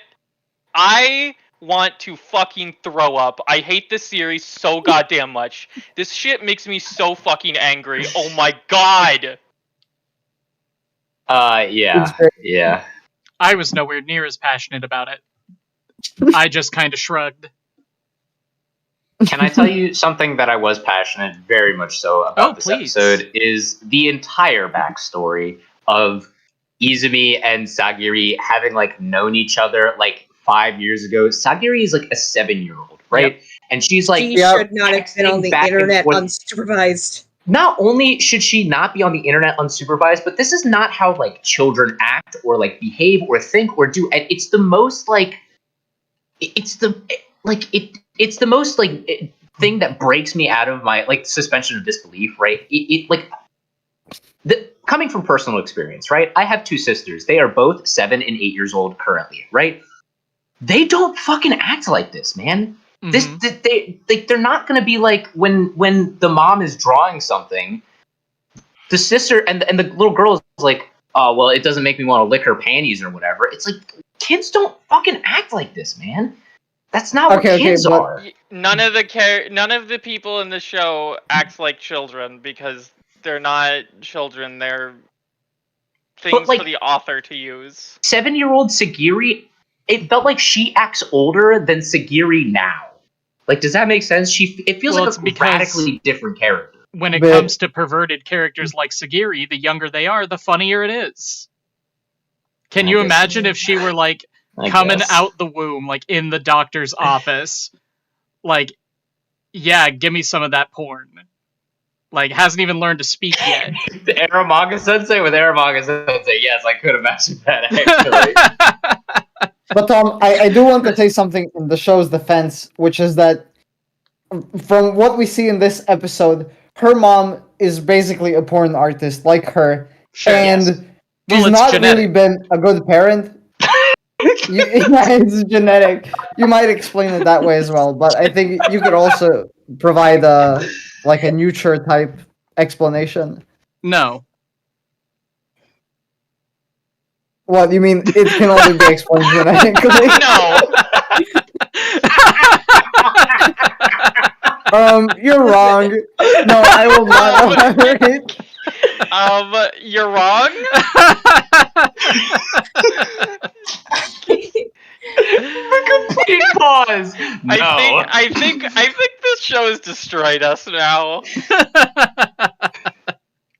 All right. So Sagiri and Masamune have known each other for years and years and years. They took a really stupid vow to never speak to each other again until they both achieved horribly impractical artistic goals. Which they Can did, you imagine to be fair. if Sagiri had not become a professional illustrator and just had no friends forever? I mean, yeah, I could. Yeah, Good ending. considering she's so divorced from the rest of reality. Yes. This show fucking sucks. Episode? No, I have to praise it. That's the title of the stream. Wait, I have to ask something about episode 11 genuinely because it kind of confused me. So it seems to me like Masamune only realizes now that like the girl that was his fan from way back when is actually Sagiri. If he realizes it, I'm not sure. I don't think he does. Yeah, I don't think he does. Yeah, but how did Sagiri? How did Sagiri find out exactly? Is it just because it's the same author name? He explicitly told her. Okay, I remember distinctly. In the second or so, in the first episode, he explicitly told her, "Yeah, I had a friend once who drew really well too. I used to post novels online as a hobby, as opposed to like trying to get things published physically, something." And then there's a flash for the audience's benefit of just art that Sagiri drew in like a little online chat room thing, and she's like smiling to herself, and she's like, "That was." And he's like, what is it? And she's like, nothing, it's nothing. Like, they say that in the first goddamn episode. They do say that. But also, it's bullshit. I also hate that, though. Like, I hate when shows do this, where it's like, oh, the characters actually secretly knew each other the whole time, and we, like, everything just loops back on itself. Like, I think that's such, like, the odds, why is that the a problem? absolute fucking odds of them being friends, and then their parents, Sagiri's, parents splitting up and Masamune's mom fucking dying. And then, just so happens that their parents get married and then they also fucking die. So now it all just facilitates the stupid, dumb bullshit plot where they're living together. Like, well, Masamune's dad was a light novel author who needed erotic illustrations for his light novels. So he got together with this famous erotic illustrator who he didn't know was Sagiri's mom. If Wait, is that actually his job? No. Was it actually his job? No. If that was... That would be great. I also find it weird how they basically look exactly the same. Like, I get it. Like, it's a parental thing. But it seems weird to just be like, oh, well, your parents were fucking, and you guys look exactly the same. So by default, you guys should be too. It's like, oh, God. All right. Yeah, shall we talk about the finale of this wonderful piece of anime history? Wrap this up. I hope you'll have your anime selected, because we don't got a whole lot of time. Oh, yeah. This episode is completely stupid. Please read the summary. I think there's at least a couple of things. Episode 12, Eromanga Festival.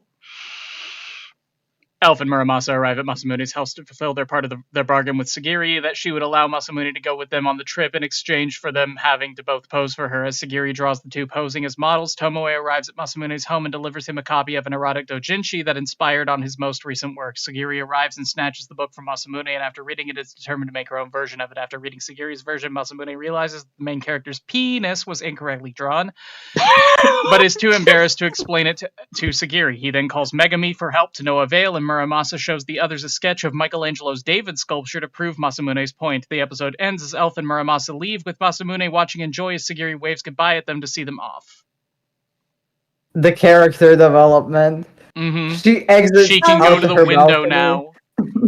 She can wave at people and say goodbye. I mean, this is the only time they have ever seen her face, to be fair, except for that one time she was yelling at them, I guess. Never mind. Not the only time that they've seen. Yeah, her never mind. Oh yeah, this actually reminds me of something I could have brought up earlier, which is that sometimes the show relies on like the fact that Sagiri can't have first-person experience of how some anatomical features work, let's say. So then, she has to like search for reference material or whatever. But like, she has the entirety of the internet at her access, and the show just never explains Has to be why real she life. can't look up. No. Why can't she look up dates? It's a Why brain. can't she It's a look up brain dates? tick. Has to be in real life to see it. And to be fair, I do like having the confirmation that Sagiri has never seen a penis. That's good, I guess. Kind of don't, because the way that the show portrays her, I would have 100% expected this girl to just be looking up porn all the time. Of course, but she can't draw. Yeah, exactly. Which means that she has never seen one in real life, and I like knowing that. All right, yes, that point. All right, no, I'm on board. All right. Also, just the whole... I mean, so there's like two main trashy things that happen in this episode. First is the twister, where, it's just the girls in the bikini. Yeah, okay, not much. But I did like the fact that the girls do actually stay in their position, like Sagiri tells them, while she goes downstairs to fight over the porn. Yeah, just here, give me a second. Just hold on. Just stay like that. They stay don't right collapse. And they actually listen. Like, we have to be good sports. Why does anime keep trying to ruin Twister for me? Yeah, it wasn't that good of a movie. I don't know why it got a sequel. I really don't know. Let's talk about Twister the rest of the day. No, if we want to talk about a movie, we should talk about I Saw the TV Glass. Yeah, okay, let's talk about that. Did anybody else find it weird though how Sagiri already had pictures of them drawn, and she was just drawing more pictures of them? Yeah, exactly. What do you need reference material? She clearly had pictures of Muramasa and Elf drawn, like playing Twister or in whatever sexy poses, but like then she just needed them there again to do what? Like She was just making sure they were right. Yeah. Okay. All right.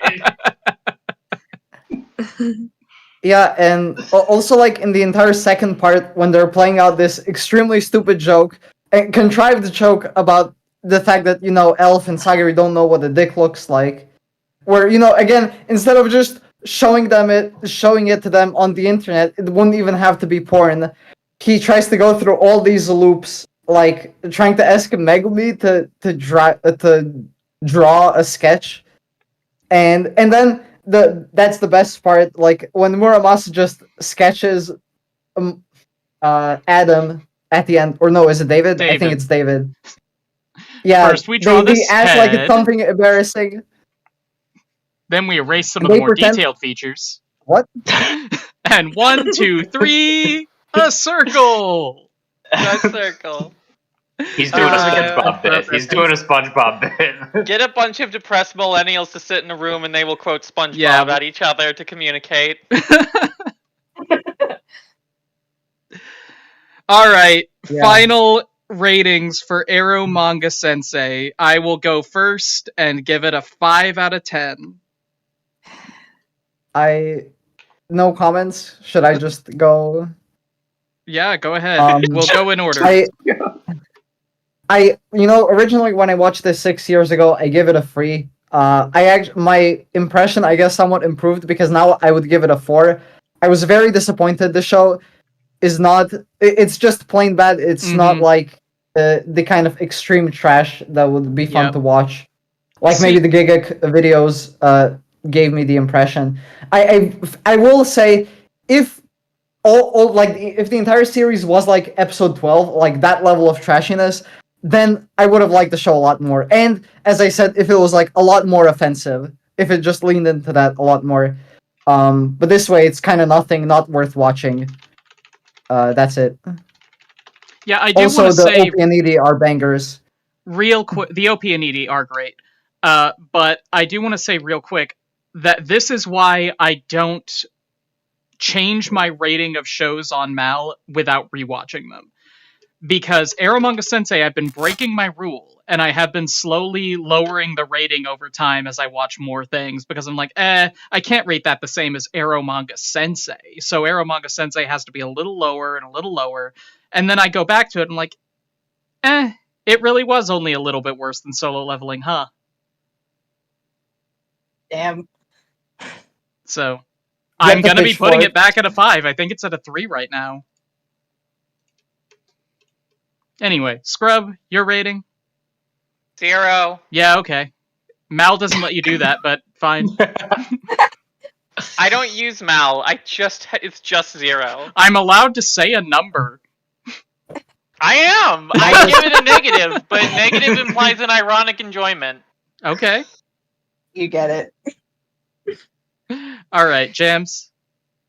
All right, so I'm gonna be honest. So, like, what Tenik said about like how he'd enjoy it more if it were trashier, like how this episode. I'm gonna be honest. I would be more bored of the show if it was like as trashy as everyone kept saying it was. I would be more bored of it because I'd be like, I don't know, it's just a bunch of trashy things happening in sequence. I don't care. Yep. But like, this show got me to like this show inspired emotions in me, which I didn't expect from it.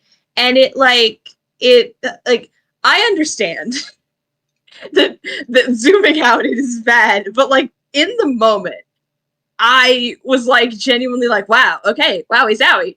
And like, I probably would have finished the show if it weren't for the fact that my life got really hectic this month.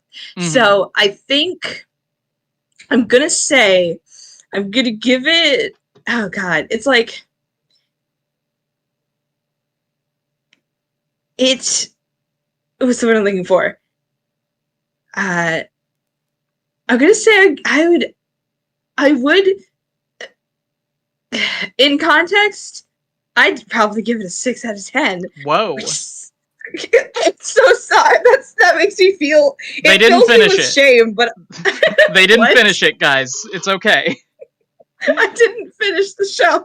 I fast forwarded through like some of the episodes just before this call started because like I knew that I needed to see at least a little more of it, and like I understand that it's like functionally I think the show would have been complete if it just ended on Sagiri being like, well, okay, hold on, maybe I should just, I don't know, be contented with this relationship that I have with Masamune right here, right now. It would be interesting if like the whole show revolved around the final realization, right here, right now, we are together on this dream, and we have agreed to this like exclusivity with one another, in the sense that we have agreed that we are each other's main priority, regardless of what our relationship necessarily is labeled as or looks like. And that is enough for both of us. And that is good. And I like the idea of it ending on that note. And that's kind of the last episode I saw. Out of 10. All right. That was really wild. Tom, what do you no, want you're good. your first rating of Anime Club to be? Oh God, I'm so glad I'm here for this. Like this show does so many things, and it does none of them right. It doesn't commit to anything. This was genuinely one of the biggest. This show is just a fucking time vampire, dude. I wasted so much fucking time watching this show. This is like a 2 out of 10. It's really not the absolute worst thing I've ever seen, but like, there's nothing, man. There's really nothing worth anything here. It's just bad. It's I just appreciate bad. that. Okay, so we loosely have a theme for next month of shows about artists. We do? We didn't, but then the idea was brought up in this chat, and people seemed to like it. So if you don't have one, I don't want to do that. If you don't have one, that's fine. You can propose whatever you want. But I have always been going to propose Comic Girls again. So I'm going to propose Comic Girls again. Woo! Tenek, what would you like to propose? Wait, let me just check if your boy Kong Ming is eligible, because I don't think it has a second season. So, yeah, it doesn't. So I'm gonna nominate that. Yeah, that Wait, seems shows right. about artists. Oh, I know exactly what I'm voting for. Mm-hmm. I'm curious if it's the same We're thing going I'm Monthly voting for. Girls Nozaki-kun. Yeah! Ooh. That's only 12 episodes? Yeah, it is. Oh, really? Oh, okay. I think Love I proposed that. it before, but it lost at something. I thought it was longer. Yeah, I also thought it was longer, but it's 12 episodes. All right, Jams, Oh, what you nice. got? All right, let me just double check to make sure that this is only 1 season long. But I'm very excited about it if it is. It is. Tell me. Okay. I want to suggest Blue Period. Okay. I've been meaning to watch them. I love Blue Period so much. It is about a high schooler who realizes, like, he's been coasting kind of through high school, and then he realizes, wait, actually, something about, like, art, like, physical, like, painted art, it moves me, and I didn't think it would. Mm-hmm. But also, like, this is not, like, he's having this big emotional journey around the idea that he, this random delinquent kid, can be into art. We have a minute and a half left, Tom. I'm so sorry. Tom, quick. No pressure. Are shows with spin-offs included? It's not a direct sequel. Depends. What is it? Barakamon, if you guys have seen Barakamon. Ain't that the Bionicle series? No, no, it isn't. That's probably fine. The spin-off series is like a prequel. It literally has nothing to do with the show. Like, it's... Ooh. You're on thin ice, mister, but sure, we'll take it. Okay, thank you. All right, Barakamon it is. Okay, so we have Comic Girls, Ya Boy Kong Ming, Monthly Girls Nozaki-kun, Blue Period, and Barakamon. If you have a strong opinion about which of these you would like to hear us talk about on the last Sunday of next month, then by all means participate in the poll, and if you would like to get in on this Discord, call yourself as dysfunctional as it may be. You can go to patreon.com/explanationpoint to find out how. Thank you very much for joining us. I am Explanation Point. These are my patrons. I will see you all next time. Gooby. Gooby. Gooby. Gooby will miss Adios. you. Bye.